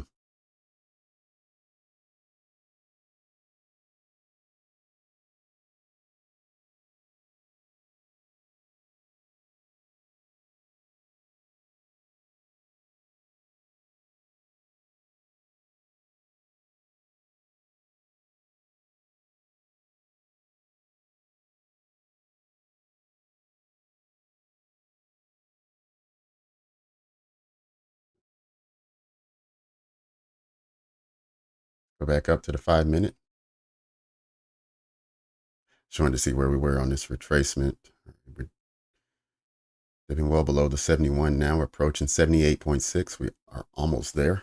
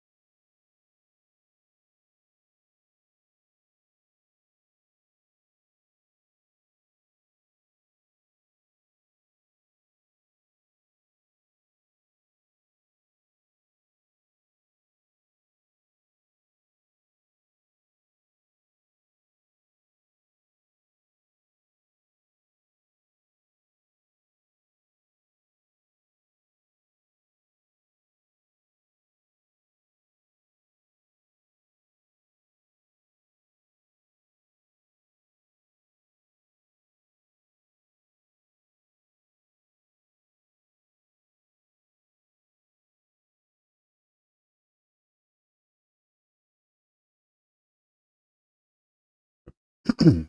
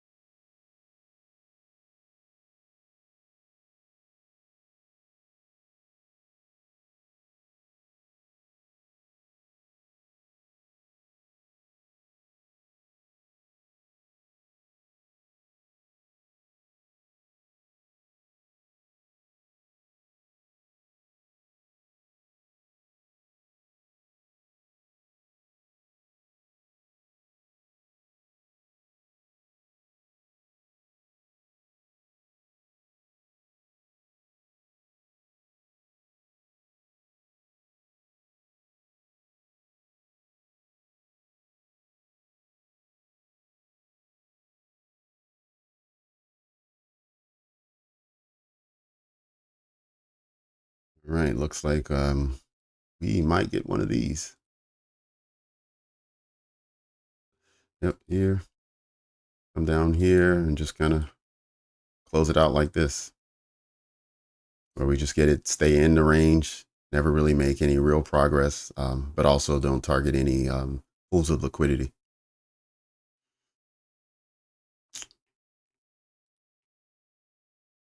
Let's leave that there. This. Drop the macro.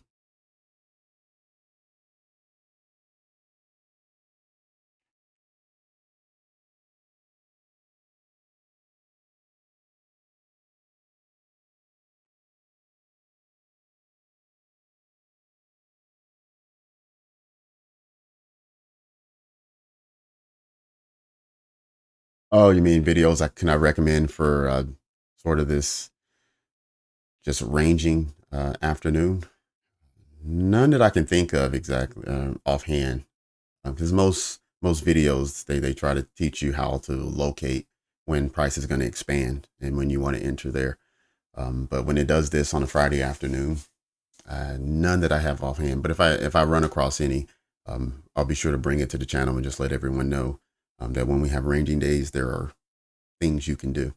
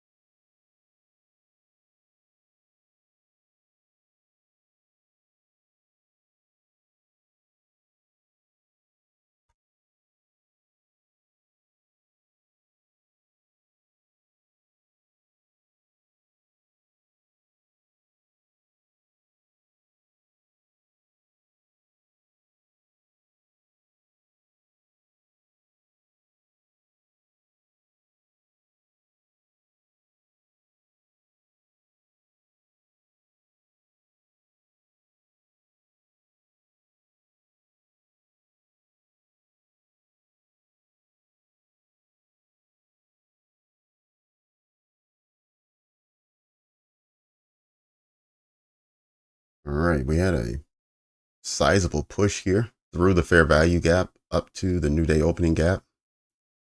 And so far, we're looking at a rejection from that level back down to the midnight open with about 30 seconds left for this candle to close.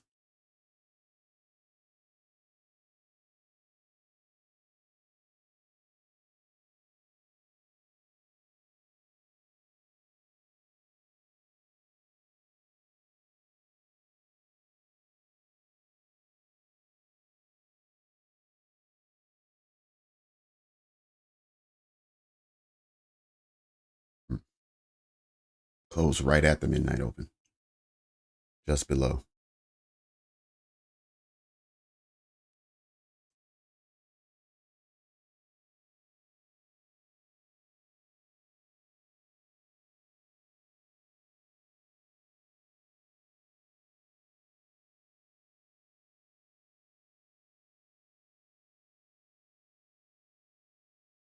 And let's see where it's heading lower then.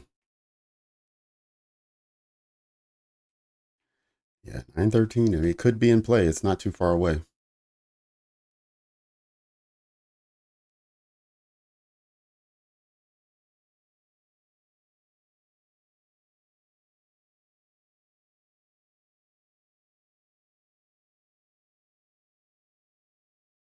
Yeah, I don't have any faith in the market at the present moment, so I'm not looking for any type of entry at this time.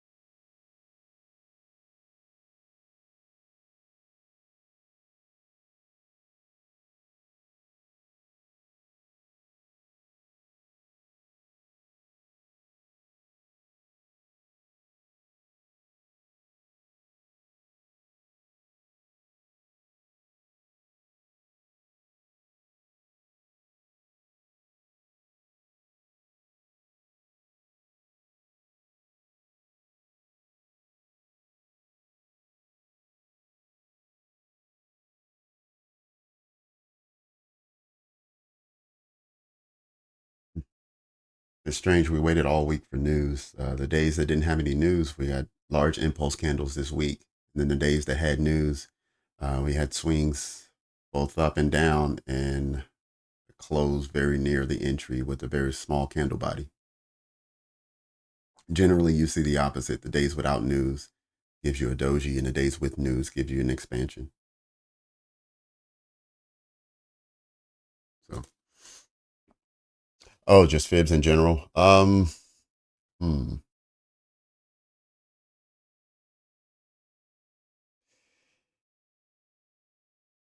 Yeah, it would probably be one of the ICT optimal trade entry videos. Let me see if I can find one.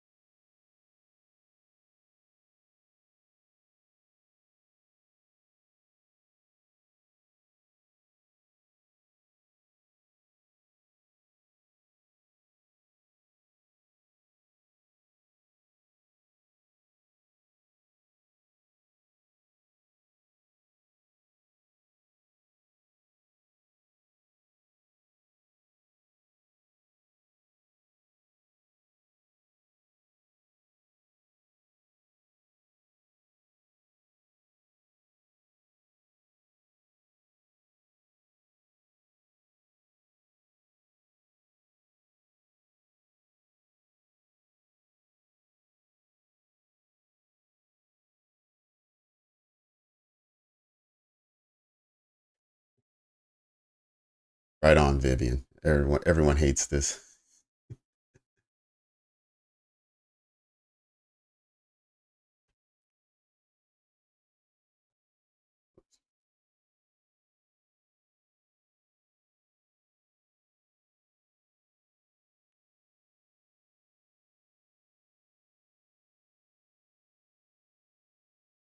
Okay, maybe that didn't work. Let me try a different link.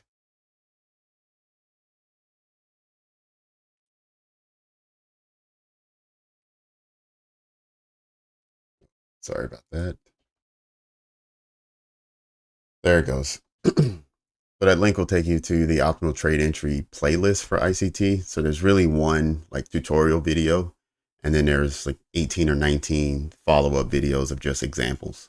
Then the tutorial video is about an hour, but the examples videos are most of them are between 5 and 8 minutes.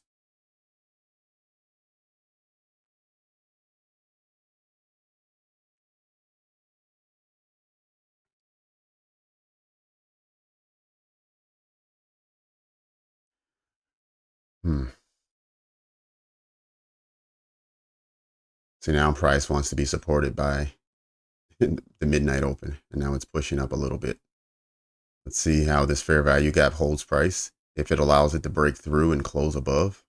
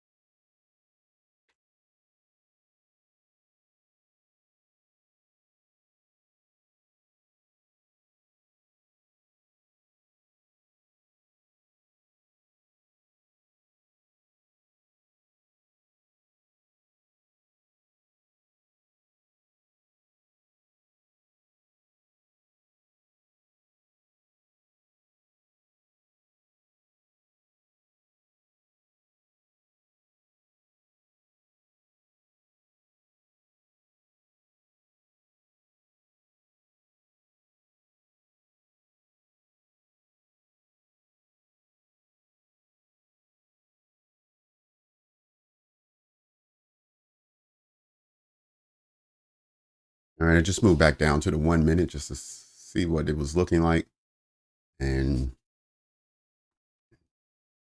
really looks very similar to what we had before.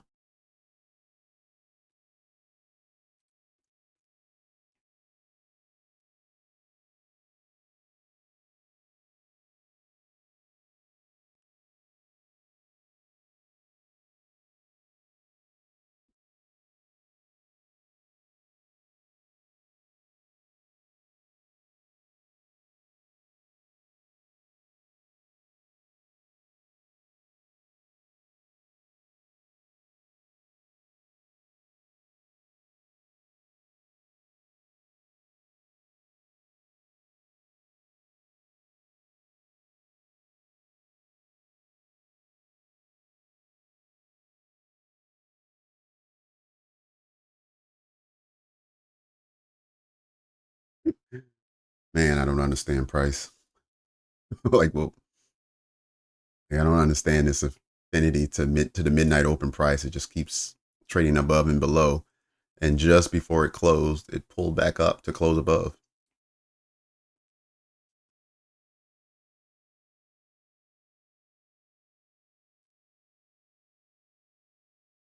I had no problem, Martin.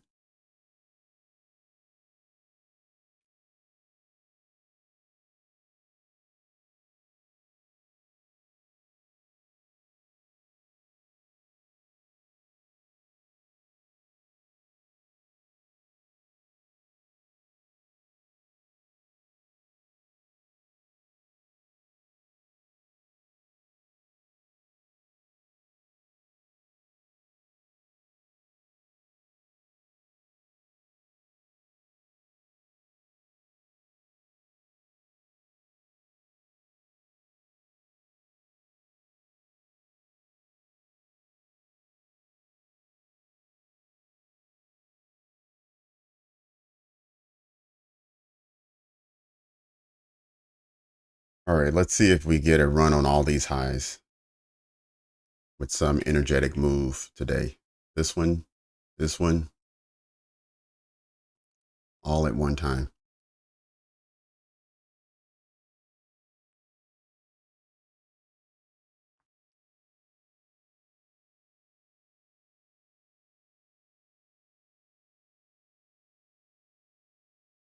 Even this one.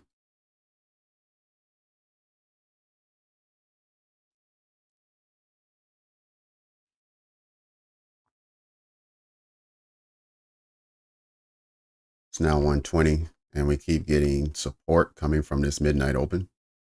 So let's see if that continues and if that propels price higher through all of those zones that potentially, if anyone is in a short, they're continuing to move down their stop loss.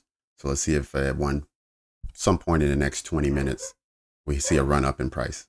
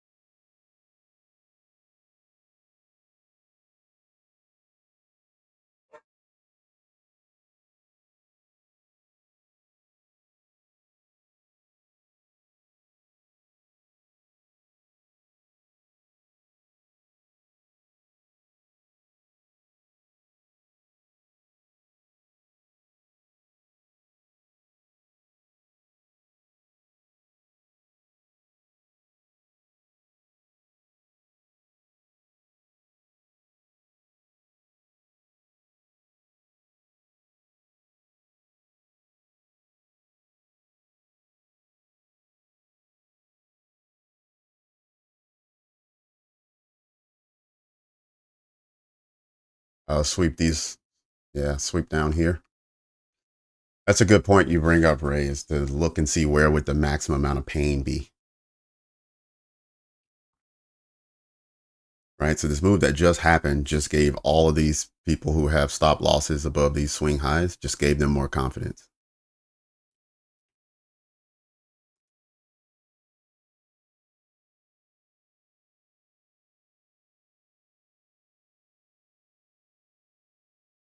But yeah, if we got a sweep below 913 and then a run up on price, yeah, that could be nice.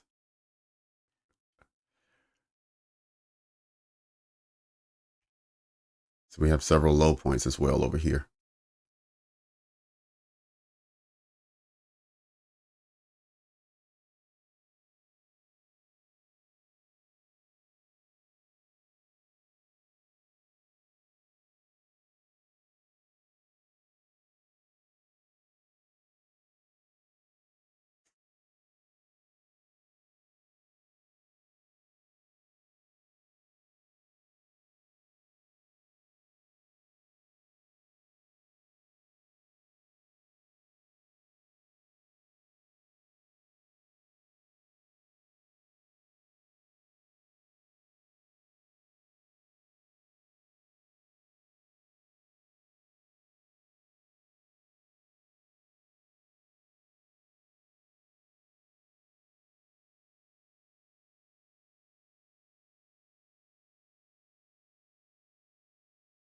All right, let me go back to the 5-minute just so if anyone's in a short, you can see where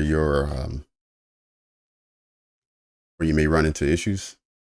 You have all of these swing lows that you're targeting. I mean, you're inside of a much larger bullish fair value gap. There are several targets on the way down that you could go for, and then the lowest is at 913.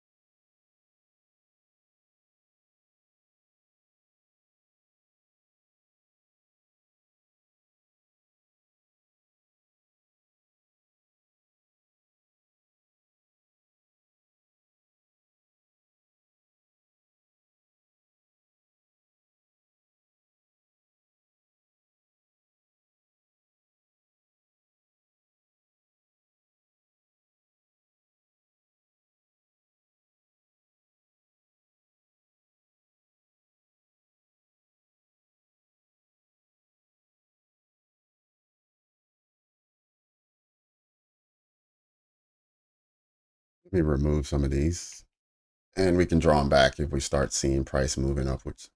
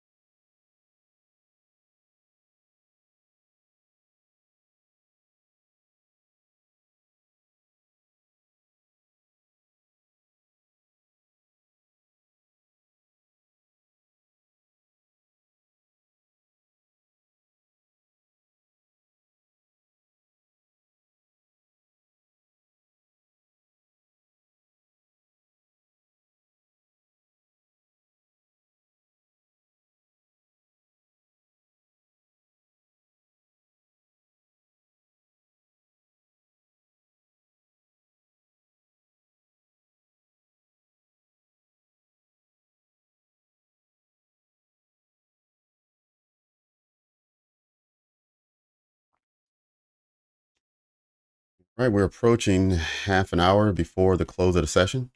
We're almost there. It's a couple minutes before 3:30.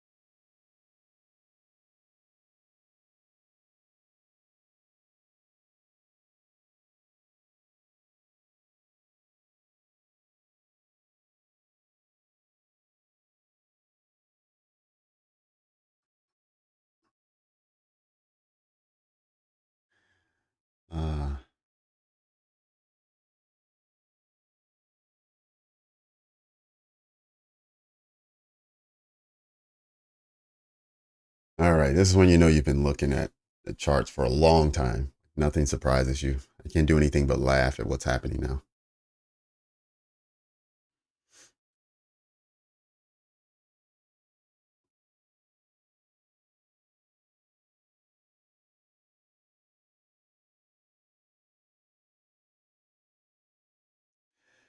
All right, 1 minute before closing off this 5-minute candle. And the daily candle is now back at its starting position.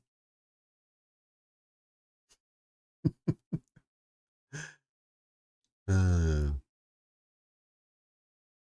yeah, Brad, you're right. And really, it's not that so much that you were off. It's just your entry was aggressive because of how large this range is. So getting in towards the top was just an early entry. That's all.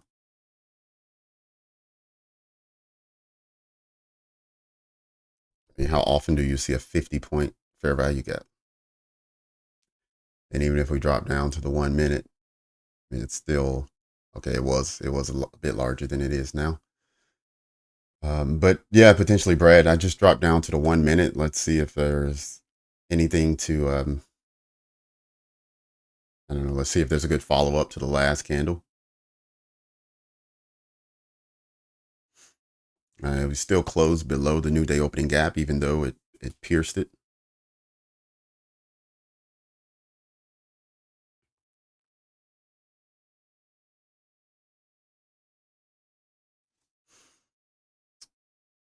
You say it's inside the 15.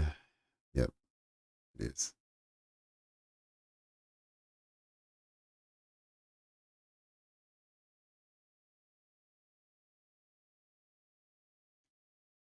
So we had 1, 2, 3, 4 consecutive candles close above the midnight open.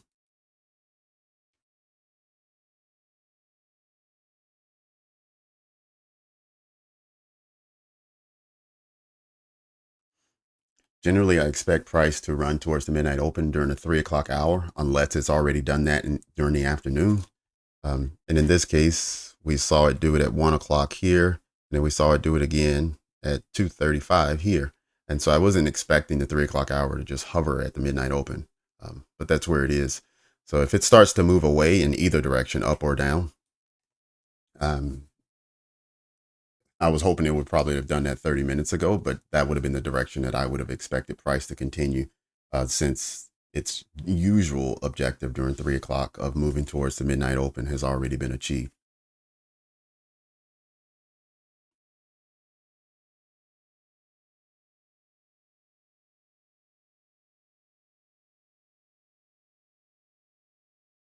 Hmm. Stop at break even now. Okay, cool. Awesome, Luis. Hopefully, it turns out to be a fruitful trade for you. All right, we finally got a close above the new day opening gap, the first time this hour.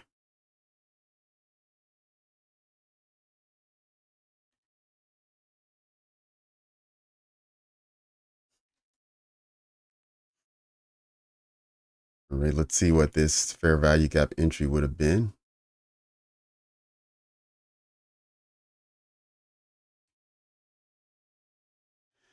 All right, looks like an 8.25 stop loss for 16.5 TP probably. Yep.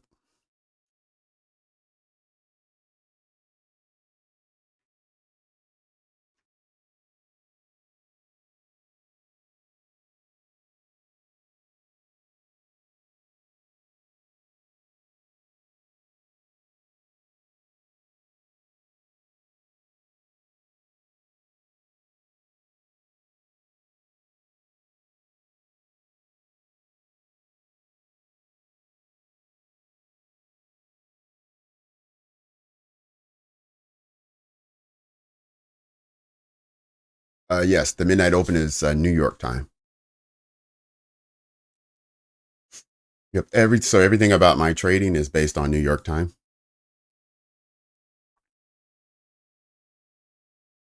973. Okay.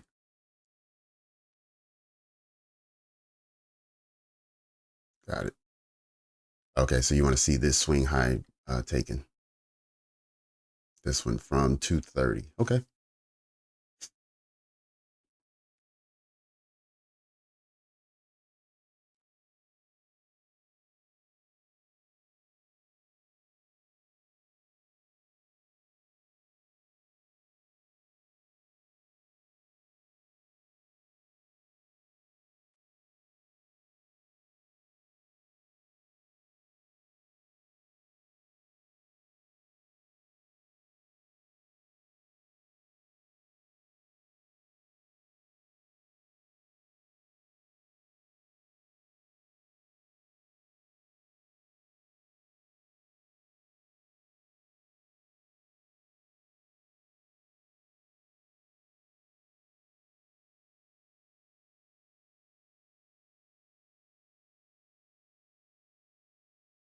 $9.89. Let's see if it can get that high.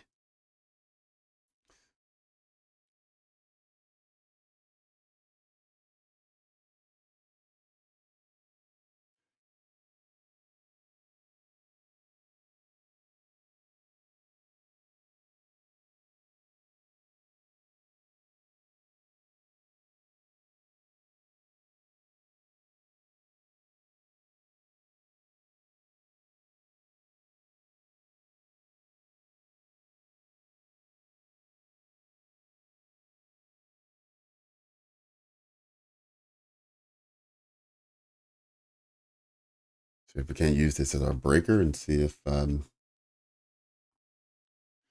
this turns into a decent entry.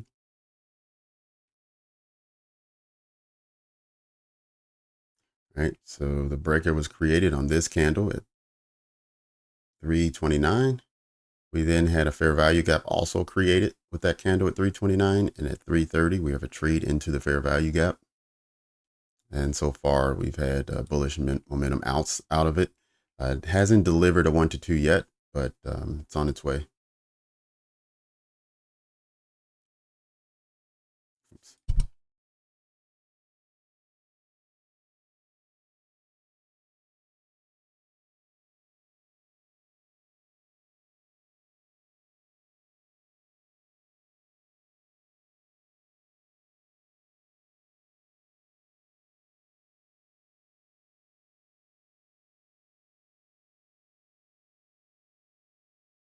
Looks like I was a little bit off on my measurements.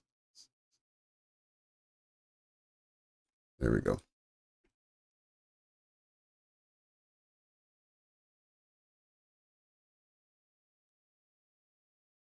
Okay, we're going to get a retest of the new day opening gap.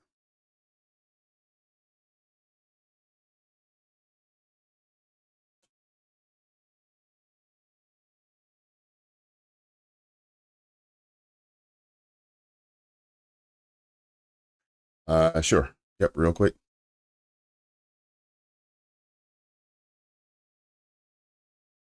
All right, so the breaker is a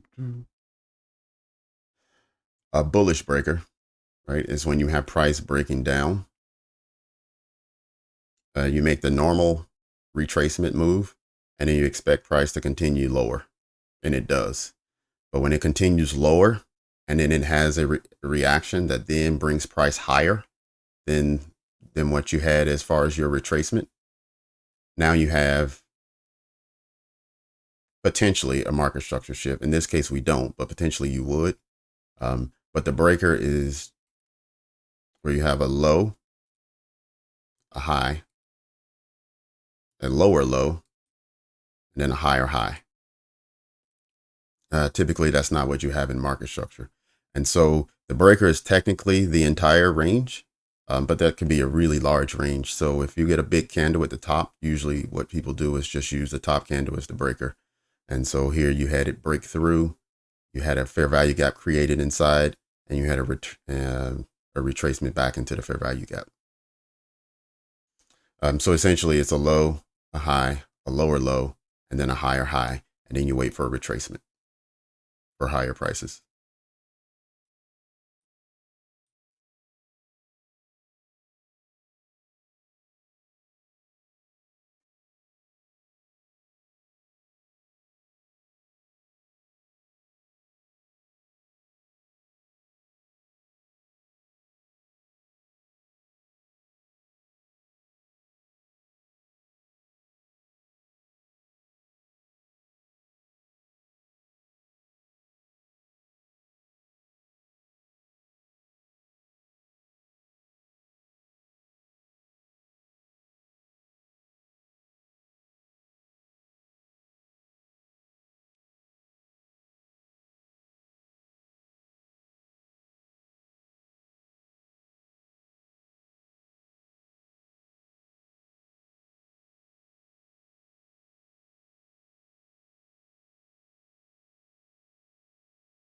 Oh, thank you, Prakash.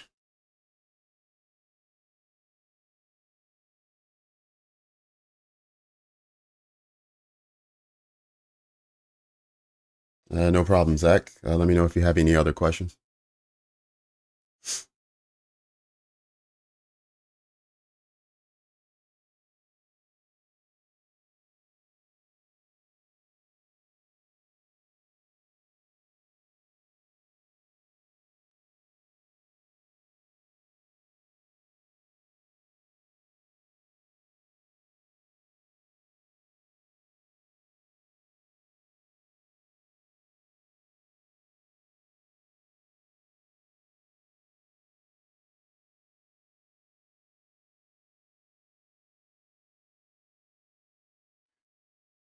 All right, retracement back into the breaker, into the fair value gap. Let's now look for what type of reaction we get from it. We're hoping that it pushes hard in the bullish direction. So far, it's not doing that.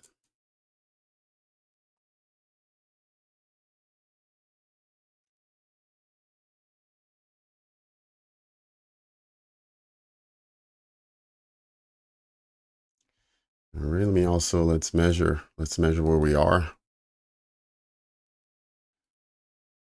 All right, so almost a 50% retracement.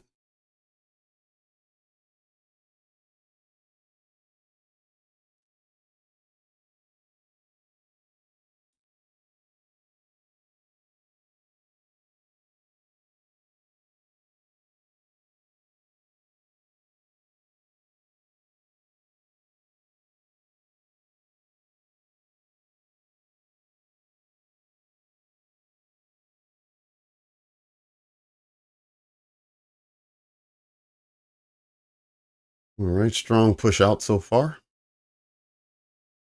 Let's see if it can maintain that for another 30 seconds and close above the new day opening gap.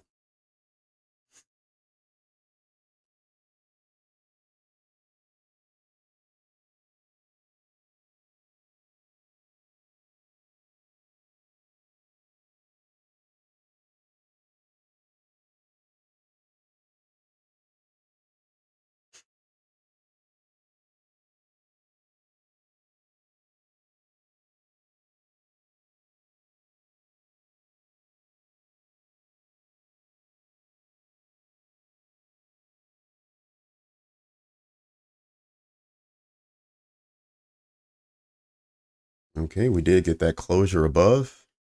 So far, we're getting a strong reaction on the next candle as well. For anyone who took that re-entry, either in the breaker or in the fair value gap, you should be up right now by at least 10 points. This is Friday afternoon. Make sure you protect yourself.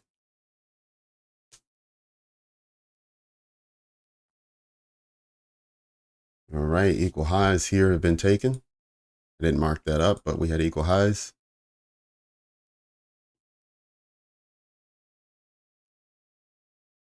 Hmm.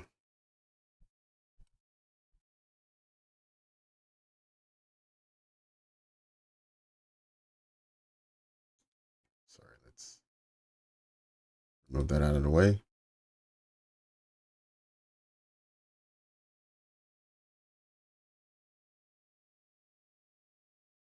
All right, at some point in time, we expect price to, if there is another target it wants to move to, we expect that to be rather quickly without retracements because we're running out of time. We're at almost 3:45. So 15 minutes before the close of the hour and about another 10 minutes for prop firms to trade.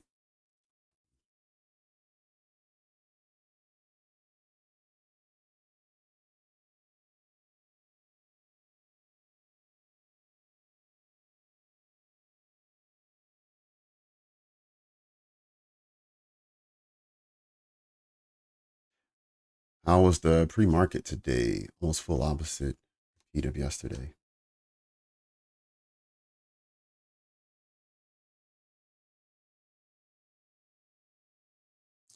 Yeah, so pre-market there was 8:30 news, which sent price moving upwards. We then saw at 9:30, we saw a continuation for about 10 to 15 minutes. And then we saw price start to melt down after that.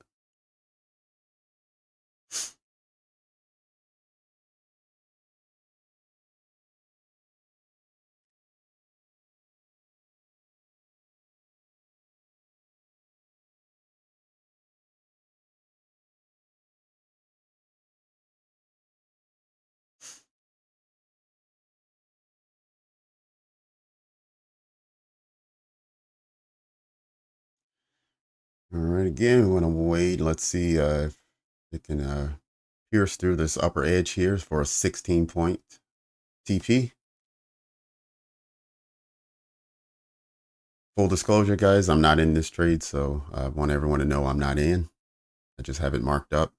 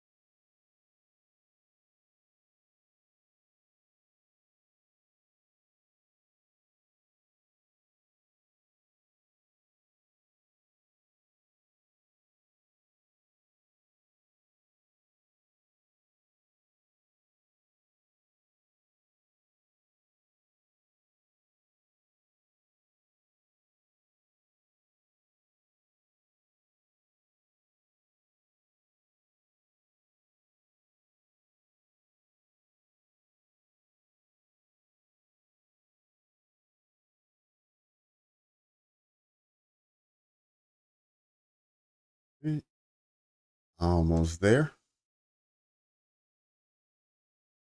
95, 99% delivered. Just that final tick. There it is. All right. So there's a 1-2 trade if anyone took that re-entry or the original entry.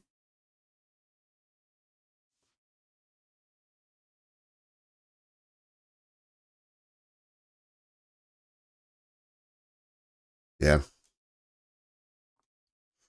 Brad, when you say a retest, what retest were you looking for? Were you looking for a retest of the midnight open? So down here?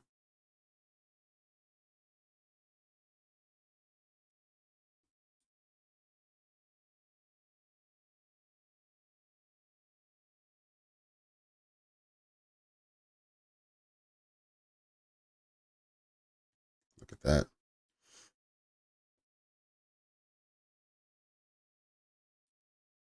Yeah, I told you guys that we would start running off these swing highs one by one. And you can see that's what it's doing. It let them build for an hour, let everyone get comfortable and believe that their stops were safe.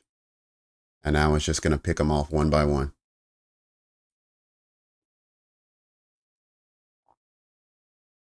All right, we drove down and then we've taken out what, 5 so far. That was one. The new day opening gap was a second one here.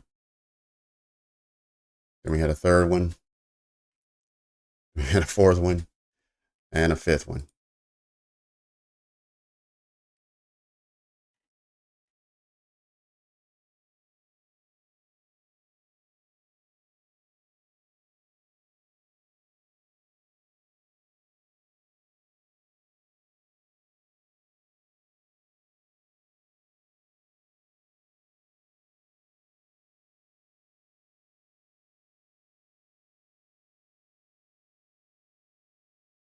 And that, my friends, is what you commonly hear referred to as trend line liquidity.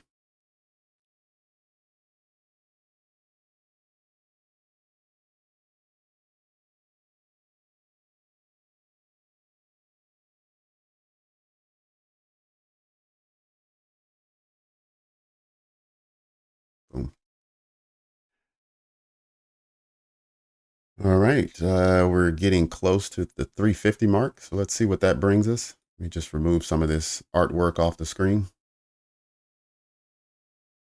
Glad we were able to push through and get the 16 points, the 1-2 off of this fair value gap inside of the breaker.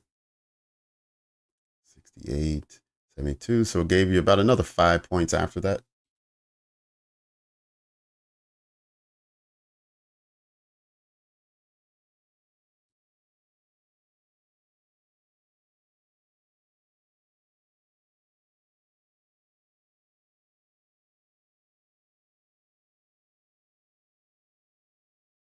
EV trades, yes. Crazy how patient we had to be to find something worthy of taking an entry.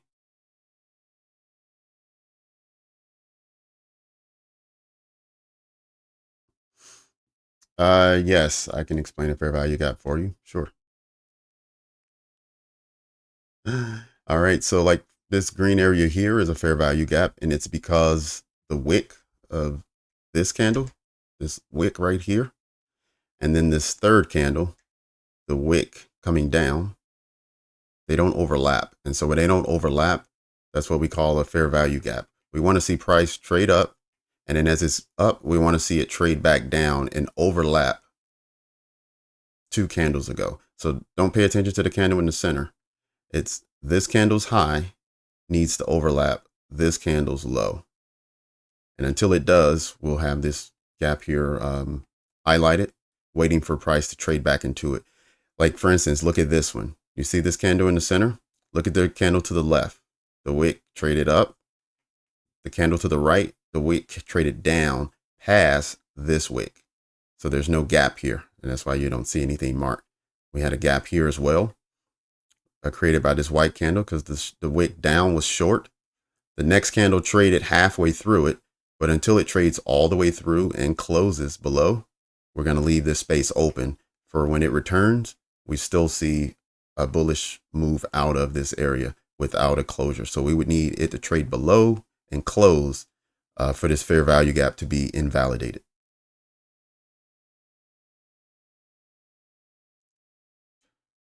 All right, no problem, Prakash. Just keep checking in, and don't worry, it'll start to make sense to you.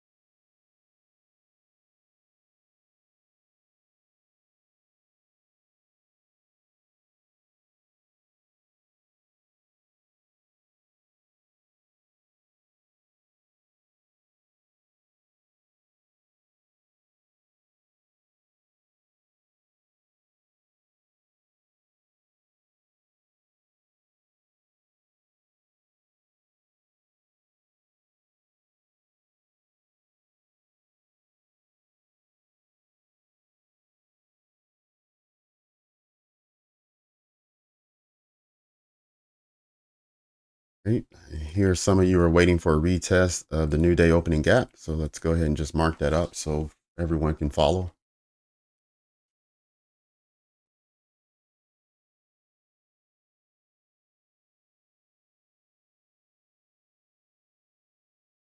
$9.58. Okay.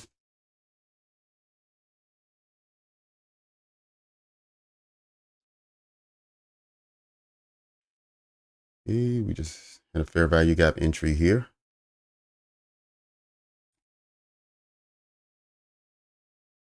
Or was that the same one we looked at before? Nope, that was a different one.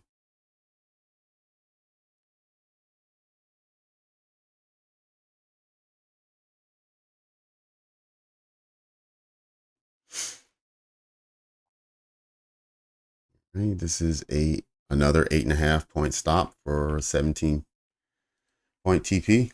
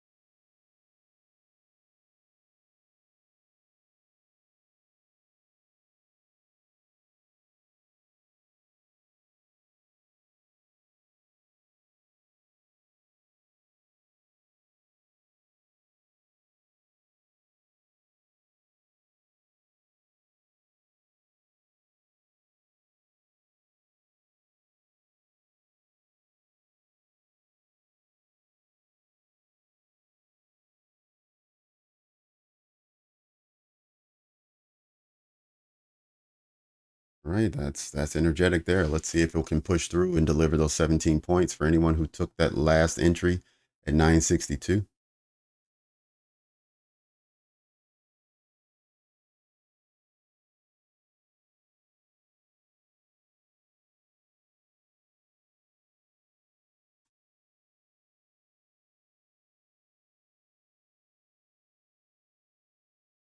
Thank you for the likes, guys. We finally moved above the 50 likes threshold.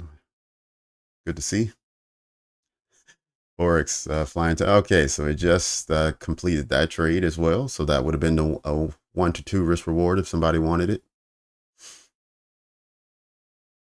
So back-to-back 17-point wins, either this entry right here or this one.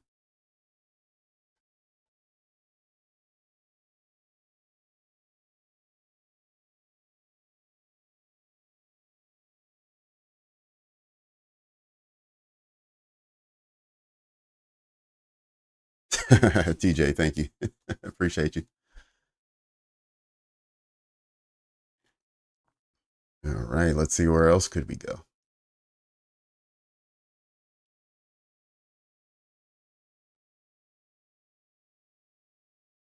Okay.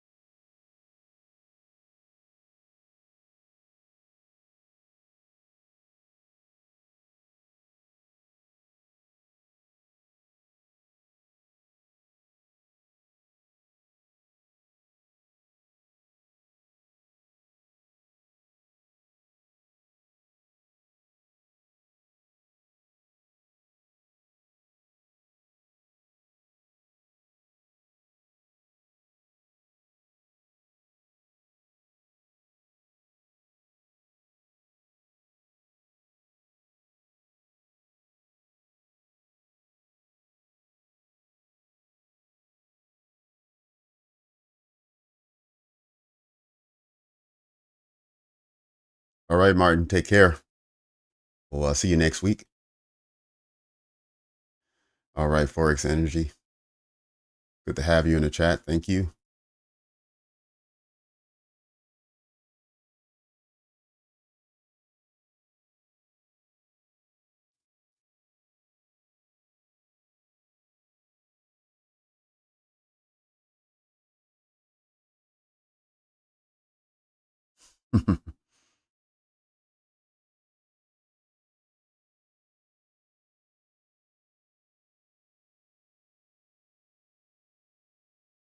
All right, Jeremiah, thank you very much. I'll see you again on, talk to you on Tuesday.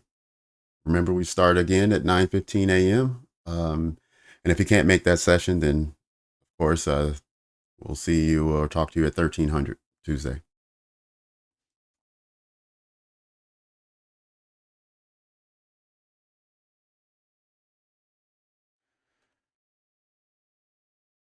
All right. Like I said, up next is 991. If price continues to buy, actually, in fact, let me, there's one more in between.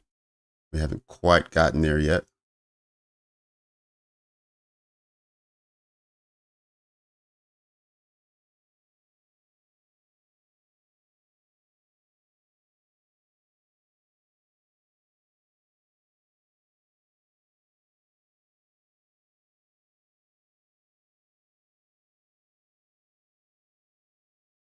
Right. Anyone currently in a position, remember, it's 2 minutes before the close of the hour. So protect yourself. If you're in a funded account, you have until 10 after to close your trade.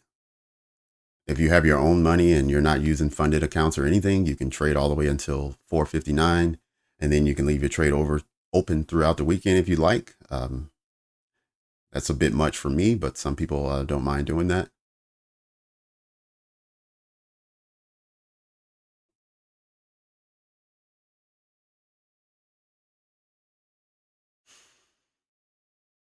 All right, Forex Energy. Have a good weekend.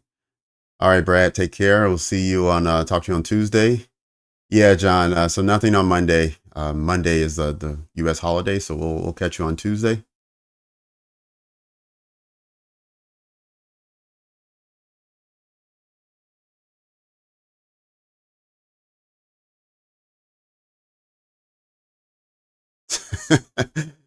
Yeah, it seems like, I don't know why it is, but for whatever reason, every day at 3:45, price wants to start moving in a direction that we can predict.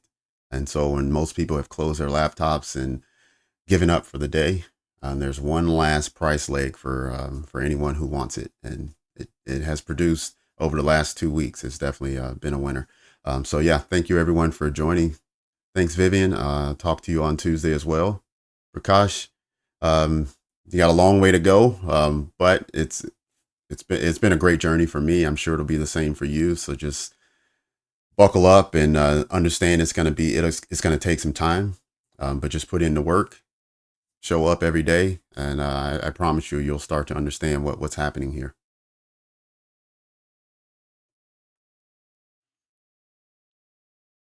All right, everyone. Do we have any final questions or any final comments from anyone?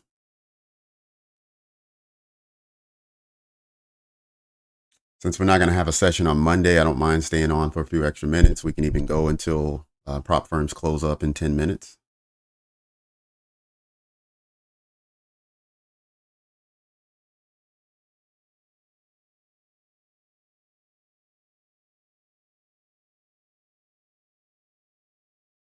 All right, John. Catch you next week.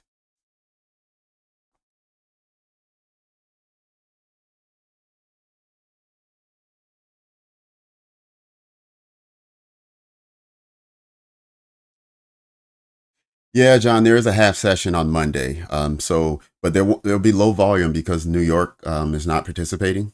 So it's only going to be the second half of London. So basically the afternoon of London is going to be trading Monday. So I think it closes up at around 11 a.m. or maybe 12 noon New York time is when the London session over. Bill's Trading Land.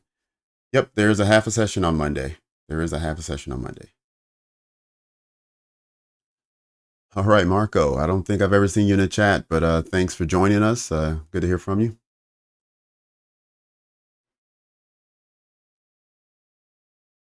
All right, we see price breaking down now, sweep and lows. Looks like maybe it has already reached the high that it wanted to this at the end of this session. But we were able to drive up from 933 up to about 980. So that was a 50-point price move at the end. Hopefully some of you caught some of it.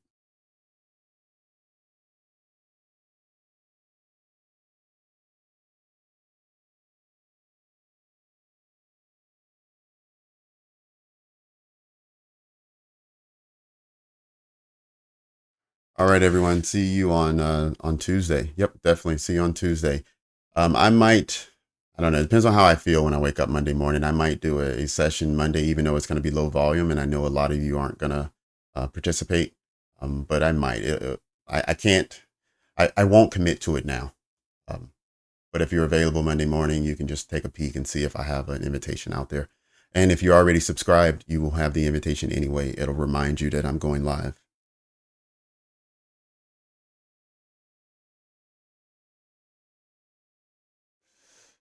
Um, no, when it comes to macros, yeah, just stick to the I told you about Hydra. So just take a he has several videos. So just take a peek at a couple of them. He goes into pretty good detail, but he not only speaks about what happens during the macro, but he also shows you his entries during the macro. And so he's much better at it than I am because I'm learning from him.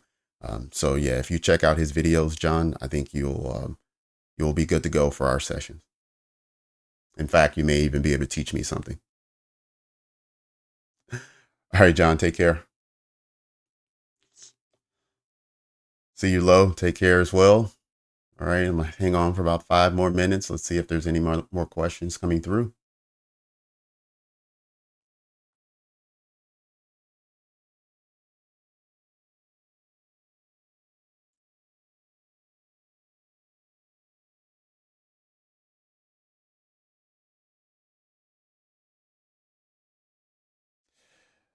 That we do, John. We absolutely learn from each other. We've had several people pass their funding challenge over the last couple of weeks, so that's an amazing feat for them. It's also great for our room, for everyone to be inspired by the success that they're having, to continue to work hard, to continue to show up every day, and to continue to support one another. We're all going to get there.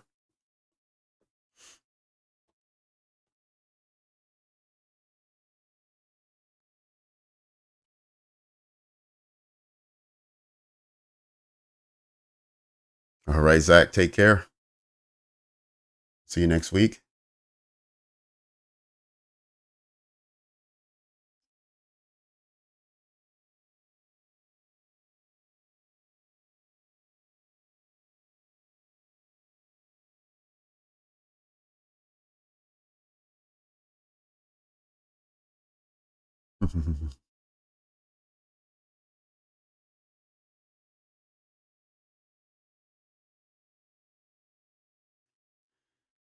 All right, anything else?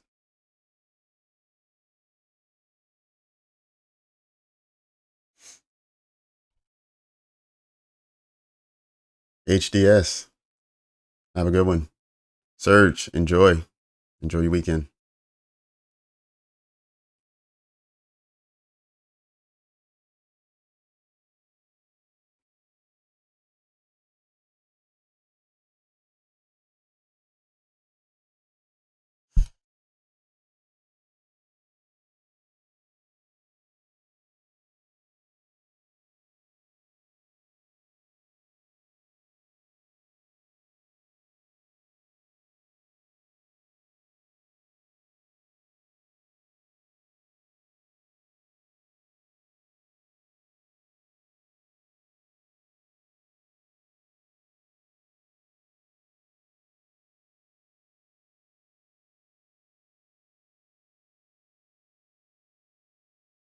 All right, going once, going twice, and so far nothing else has come in. So I'm going to cut it and say goodbye to everyone. See you next week. I had a great week. It's good chatting with you all, trading with you again. Yeah, let's do it again. Oh, any thoughts on trading the Dow? Okay, we got one last question. Yeah, it's not really something I want to move back to now, but maybe in the future. I like the fact that the Dow is very energetic. It moves a lot more. Um, I just have to, I would have to back test the Dow a lot just to refamiliarize myself with where my stop losses need to be. Also, gain the level of comfort I needed for the price that I would need to use to support my trades. So, for instance, on Nasdaq, I like to use stop losses no more than 20 points because that limits it to $400, which is in my head, I can wrap my head around that and take trades with that level of risk. If I move over to the Dow, I need to then reassess what those numbers need to be and then reprice them based on what the Dow is doing. So I guess I haven't watched it closely enough over the last year or a little bit longer for me to feel comfortable trading the Dow again. So it would take some back testing, but I'm open because I like the indices, whether it's the Dow, the Nasdaq, or S&P. All right, Luis, take care, man.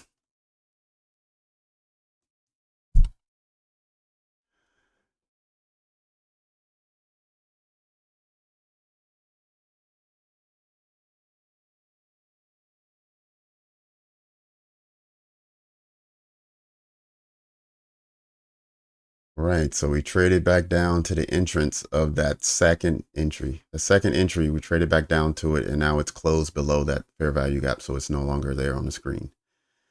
That's fine.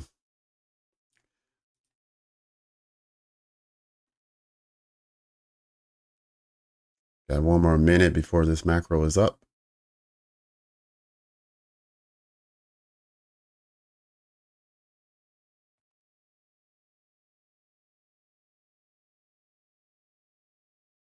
Joseph, I'm using mostly ICT. So for instance, this one that we just saw that I was talking about, this would be, this is actually 2-in-1. This is a breaker block strategy. So if you, once it creates the breaker block, trades out, you wait for it to retrace back in, you take a long and you wait for it to come out and deliver to target. But also there's a fair value gap inside. And whenever you have a breaker block with a fair value gap inside, they call that a unicorn. So this could be also a unicorn setup. But anyway, mostly ICT concepts. But I do have a small scalping strategy that I use, which I believe is originated from Dave Trades on YouTube. I don't know if you're familiar with Dave, but Dave Trades is he has a scalping strategy that I use sometimes, but mostly ICT.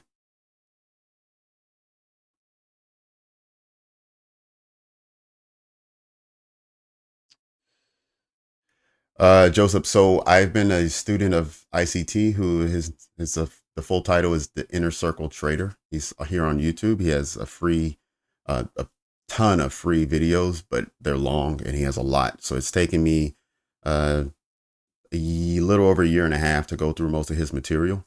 And I mean, going through it like 3, 4 hours every day, practicing on the market as well as watching his videos. So that took a long time.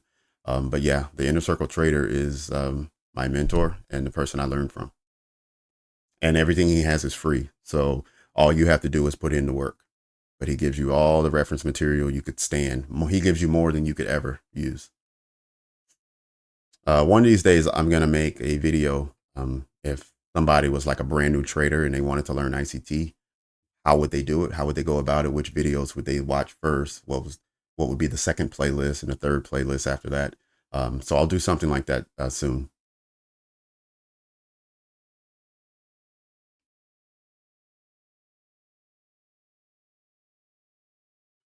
Yeah, I do consider myself profitable.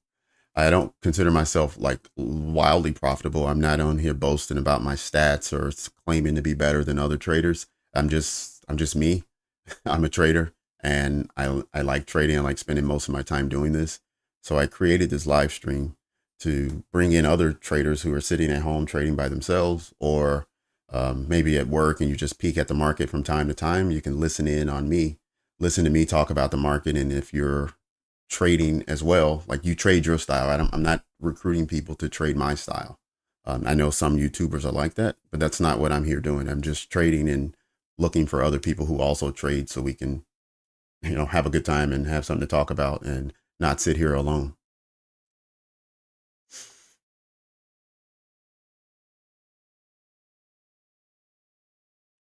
All right, Joseph, thanks you for the subscription. Thank you very much. Nope, no Lamborghini in the garage. I am not claiming to have that. I'm not claiming to have $1 million. I'm not claiming to fly private jets or anything like that.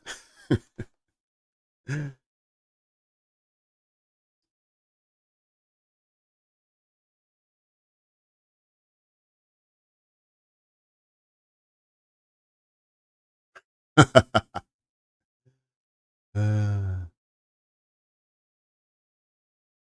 all right, caveman. Oh, it's a storm coming soon. Okay, well, protect yourself.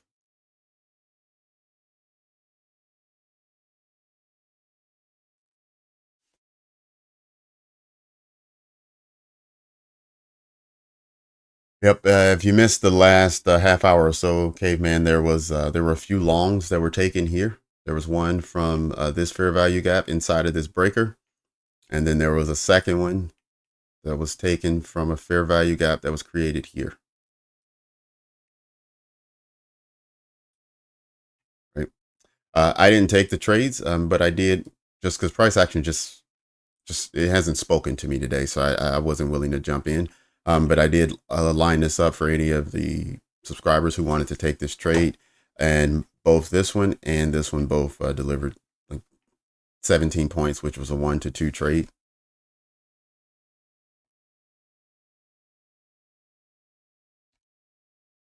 Oops, sorry. Let me delete this trend line. Yep, normally I'm not on, but since we are not going to be trading on Monday, I decided to do a little Q&A at the end and see if anyone had any questions. I know usually there's some beginners in the room who are afraid to raise their hand, so I wanted to make myself available to anyone for a few minutes. And once the questions stop, then I'll move on, get my weekend started. Yeah, and I'll be setting up the Discord since we have a long weekend.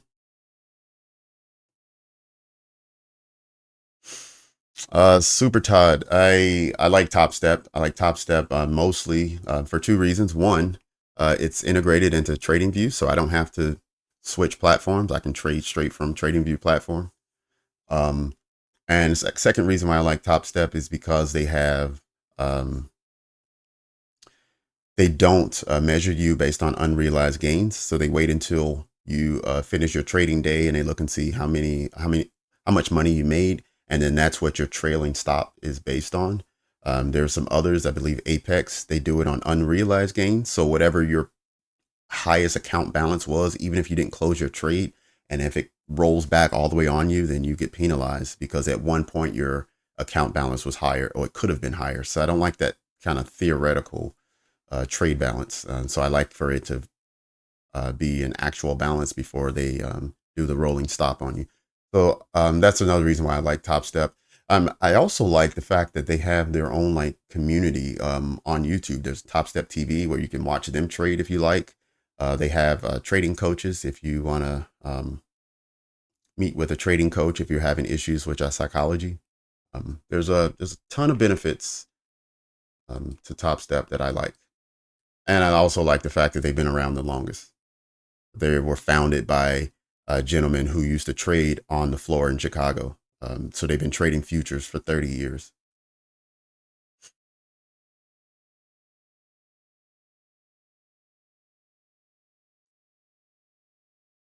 For just a few months, TJ.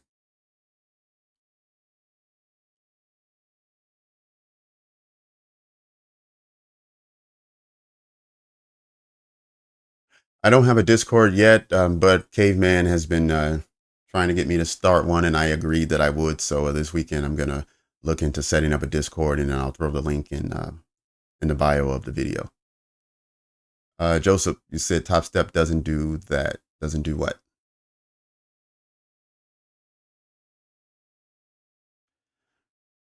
All right, TJ, if you want to use Top Step, I would appreciate it if you use the link that I have in my bio or in the description of the video. That does help out the channel.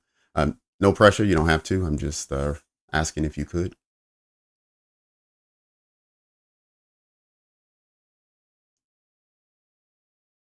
Do you look the dollar for correlation? No, so it's the dollar, but it's also the other two indices. So it's the S&P, it's also the Dow 30 or US 30.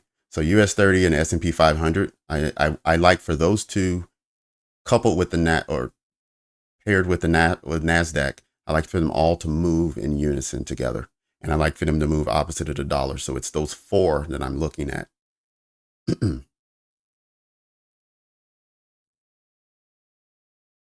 is your evil twin. uh,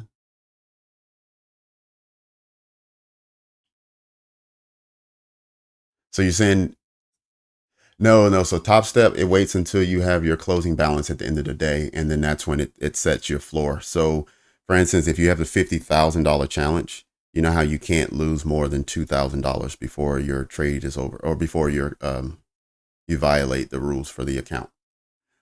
So what happens is the first 2,000 that you make, your minimum threshold slides with you. So once you get your account balance up to 152,000, then you can't, I'm sorry, not 150. Once you get your account balance up to 52,000, because this is a $50,000 combine, when you get to 52, you can't go below 50.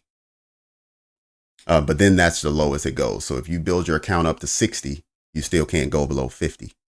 Um, I hope that makes sense. But it's based on your end of day balance.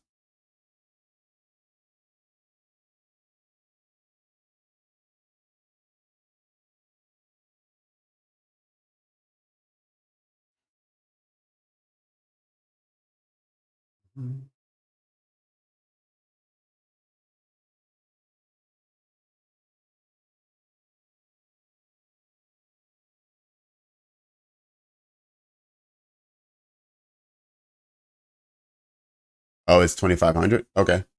All right. Well, in that case, for Apex, that drawdown is a little higher. Let me just give me 1 second.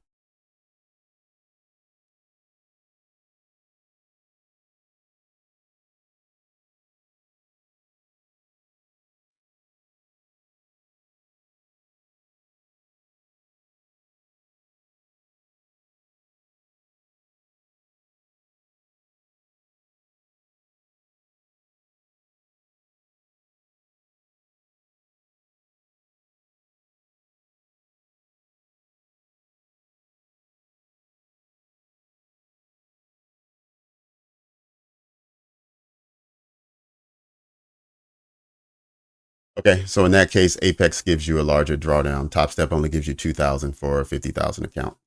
Um, so if that drawdown is a concern of yours, then maybe you want to go with Apex if you need the 2,500. I haven't used the 50,000 account. I know a lot of people who have. I used the 150, but it's just the way it is. But yeah, Topstep has only a $2,000 draw maximum loss limit. So if Apex gives you 2,500, then they have a larger loss limit on the 50,000 account. But like I said, if you're in a trade that's up 1,000 and you let it come all the way back on you, Apex will theoretically put that $1,000 in your account, and so now it's working against you. Topstep does not have the discount they had last week that expired on Friday. I think it was a 50% off. Yeah, the 50% off discount expired last Friday.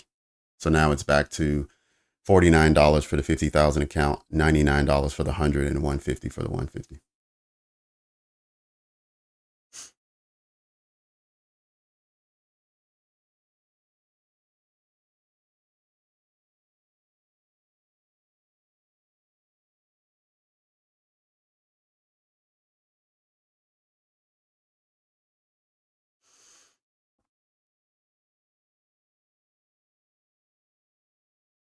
At least 2,600 to apply. Okay, got it. Oh wow, it's a lot. Top Step, it's only 1,000. I think it's a $200 days.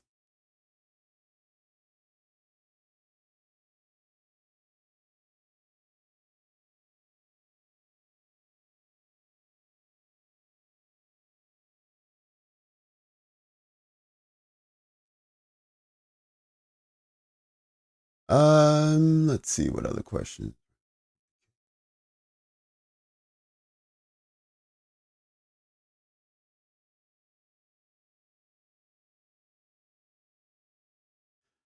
No, it doesn't mean that you'll have to make it back by the end of the day. It just means that it's part of your trailing drawdown. So if they only allow you to be 2,500 um, before you blow your account, if it went up 1,000 and then it came all the way back to break even and you ended up with nothing, it would show you made the 1,000, and so your trailing drawdown would move 1,000 closer to where you are. So you would only be $1,500 away from losing your account, as opposed to still being $2,500 away.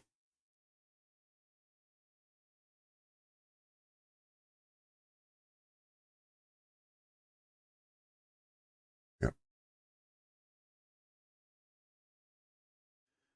Minis.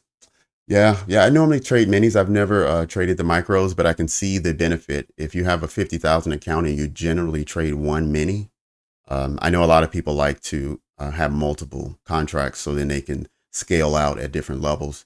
Maybe take a really conservative couple points, grab some profit, bank it, and then let the other one run and see if it's going to move to target or if you're going to break even.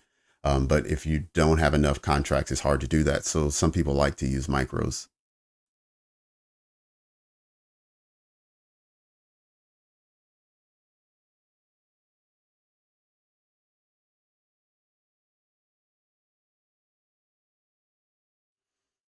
Yeah, ICT absolutely works for me.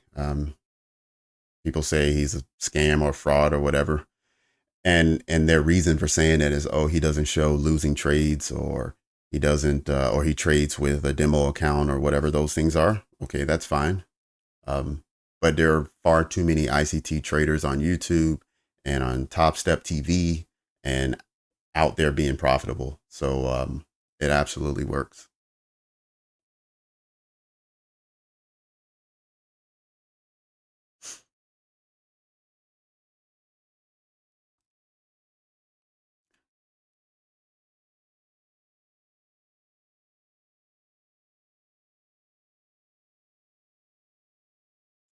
Right.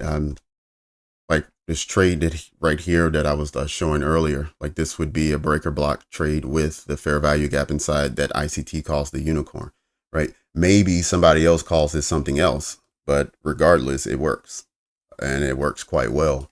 Um, So when people say he's a scam, they may say he's not as good as advertised, or he's not as this or that, but they can't say he can't trade, or they can't say he doesn't know what he's talking about, because that's false.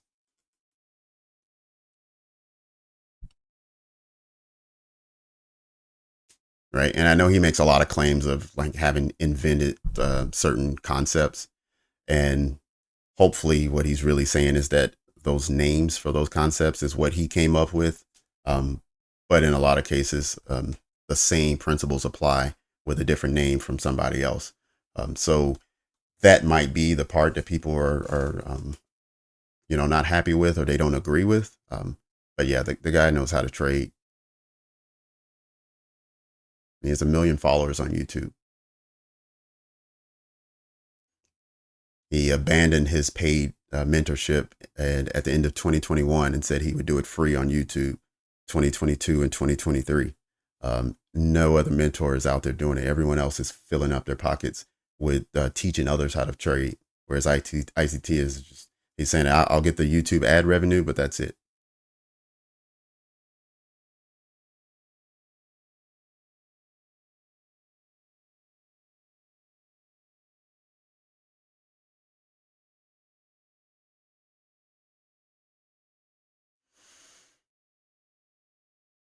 Yep, absolutely.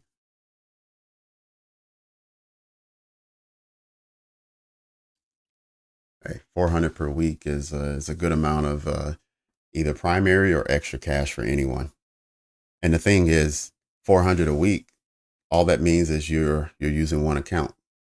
Go and get funded a second account, and now you're at 800 a week with the same trade, the same risk, right? And that's how I want my trading to be. I'm not trying to take one account and make $1 million off of it.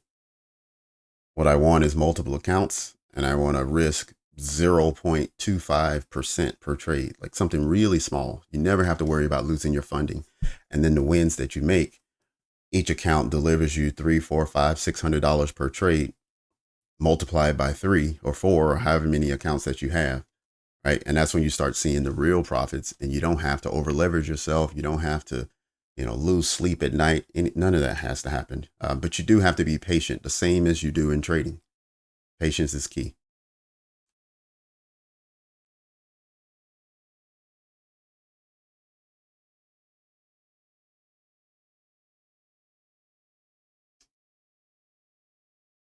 Yep. Started 800 in profit, and I made 600. Awesome, Luis.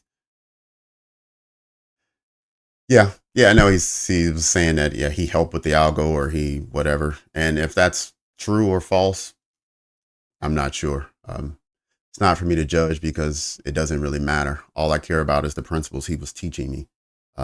And some people get caught up in all the extra, and that's on them. But I'm not going to lose sight of what he was trying to teach, which was how to trade, how to read the market, where to enter, where to protect yourself, how to know which days are good to trade.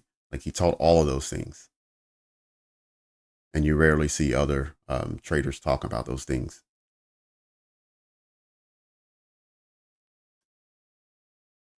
TJ, I'm still in my combine, still in the process.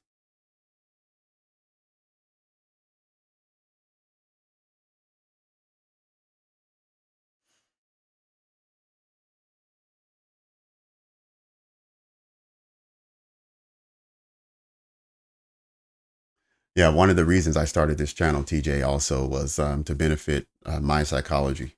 Um, Too often, I either have a FOMO type trade, or I overtrade without by having a lack of patience, right? But when I'm here and I'm explaining to you guys what I'm seeing every candle, or every few minutes, I'm talking about what I want to see if I want to take a trade. I'm also coaching myself to be patient. I'm also telling myself, right now, we don't see what we want to see in order to enter a trade. Um, and I'm also having to take responsibility for entering a trade on the screen where there may be others looking to me for guidance, and they take the exact trade that I take. So I need to be careful on the trades that I take. So This channel also benefits me quite a bit in being more consistent in how I trade. And hopefully anyone who's been with me for a few weeks can see that my trades are not only consistent, but I'm pretty disciplined when it comes to trading. Most of the people in this room take more trades than I do.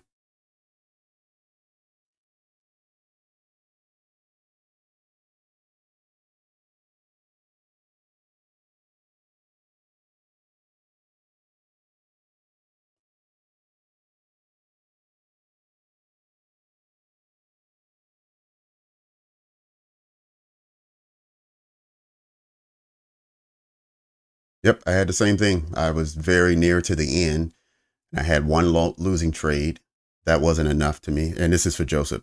That wasn't enough. So I wanted to avenge that. And I had two losing trades. And then all of a sudden I'm in a downward spiral. And then before you know it, then you're questioning whether you actually know how to trade. And it's only because you have not been following your rules and you haven't been disciplined.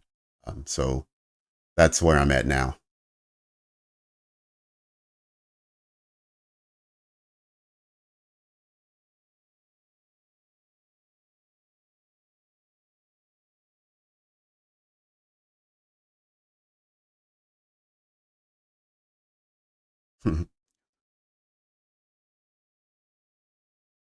Wow.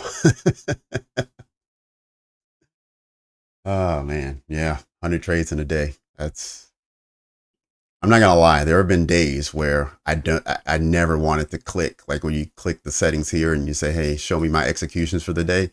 There have been days where I dreaded doing that because it would just be littered with entry, exit, entry, exit, entry, exit, and that's not a way to trade if you're trying to be profitable.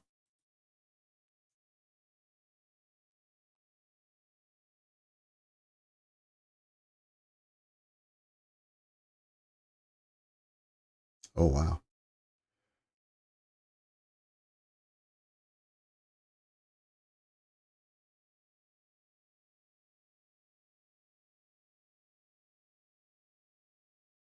Yeah, you're right. You're right. It's so there's every trade has an entry and an exit. You're right, Luis.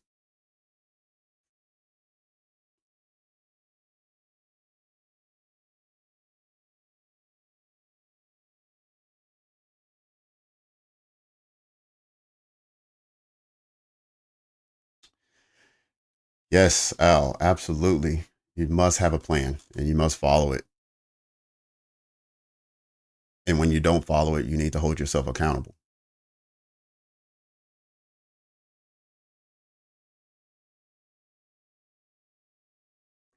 Um, yes, when I see a fair value gap, I am looking for it to be hit again. Now, uh, looking for it to be hit again is different than looking for it to hold and support price because not all fair value gaps support price. Generally, if you want price to be supported, you want to look for confluence. Like for instance, here, this fair value gap right here that sent price upwards, and we had a retrace here for a second entry, and price eventually made it up to where it was going. This fair value gap is inside of a breaker block. It is. We also have uh, you have an order block here that's just above it. We have let's see, when we measure and look at where price is, we have it just above where the 50% is. So I would have really liked to have seen the fair value gap below the 50% mark. That's where I was hoping it would have been, even though it didn't happen. But that kind of thing. So this one here, that's why this one is holding. It's down in discount. So if price returns down here, I would expect it to hold. Unless at a higher time frame, this low is going to be swept and it's just going to run down. But if it's still bullish and it gets down here, then I'm expecting this low one to hold, only partially fill, and become what they call a breakout gap. So as it takes off, this is the one that's left behind.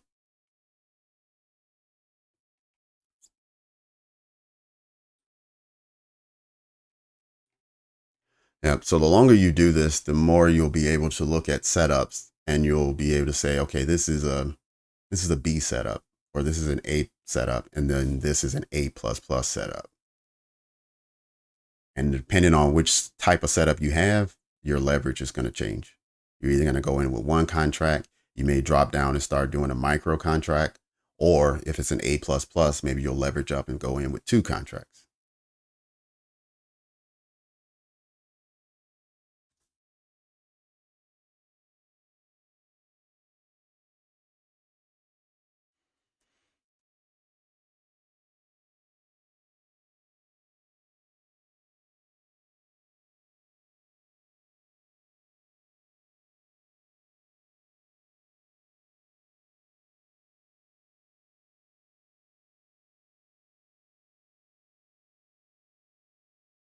Okay, we're going to Magic City. All right.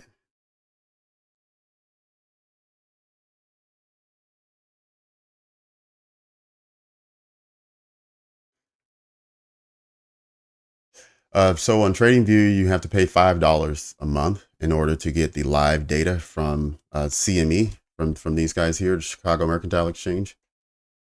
To get the data from them, everyone has to pay it. So it's not like just TradingView makes you pay. And the money doesn't go to TradingView. It goes directly to CME. Now, if you're in a Topstep account, it should be paid for you. So you don't have to worry about it if you're in a funded account. It's only when you're not in a funded account. Mm.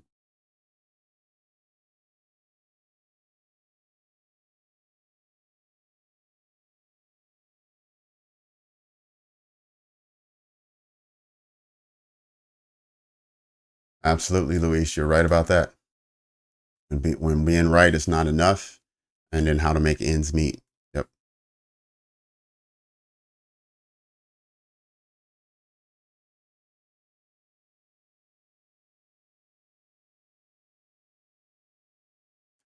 Yeah, these indicators that I have, if you're looking at all of these and you're like, oh, where do you get those from? Right. So I do have a premium plan, so I can have more than, I think the basic free plan on TradingView, you only can have 2 indicators. So I do have more than that because I have the premium plan. But they're all listed here in this indicator button, and most of them are free. You can only have 2, that's all, unless you pay for one of the TradingView plans. But what's great about TradingView plans, especially if you still have a full-time job and you have other things that you're doing, is what I like to do sometimes, especially when I wasn't sitting here every day, all day, is to put these alerts on. So you just have levels that you're waiting for it to hit, and you just say, I want to add an alert. And whenever price gets here, it'll send you a text message on your phone and tell you, hey, get back to TradingView. Price just hit your level. Right. And those kind of things can be invaluable when you're not sitting at the computer, but you're looking for a certain level to be hit. Right. And so the free version lets you do 2 or 3 alerts. I can't remember how many. Um, but I think with the one that I have, I can have 40 or 50 alerts. So if you're looking at multiple different pairs, you're looking at Forex, you're looking at crypto, you're also looking at indices. You're going to need a lot of alerts. But that's quite beneficial to me whenever I'm traveling or not at the computer.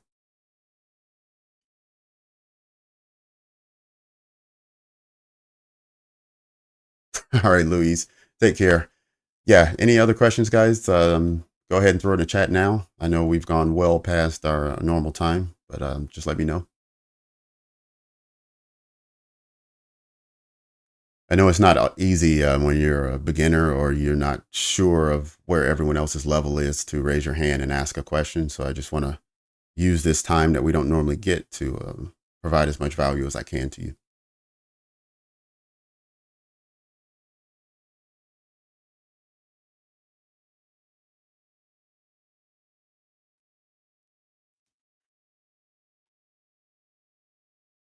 Not to mention, throughout my entire trading journey, I've never had someone that I could live ask questions to and get an answer back. I just had to wait until they just answered my question naturally, or I had to look at enough examples that I could answer it myself. Mm.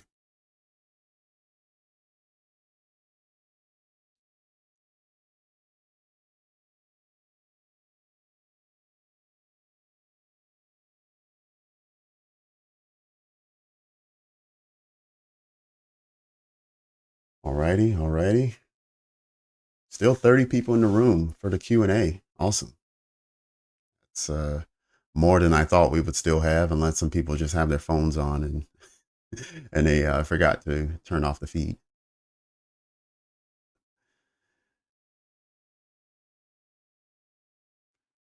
All right, we're winding down. It's a Friday afternoon, everyone. I want you to enjoy your weekend, recharge the batteries, make sure you back test if you have time.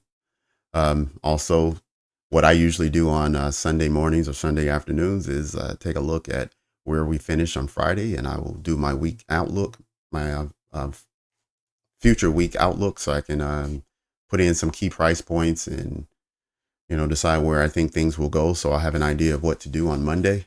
So get into the habit of doing that. Also get in the habit of journaling.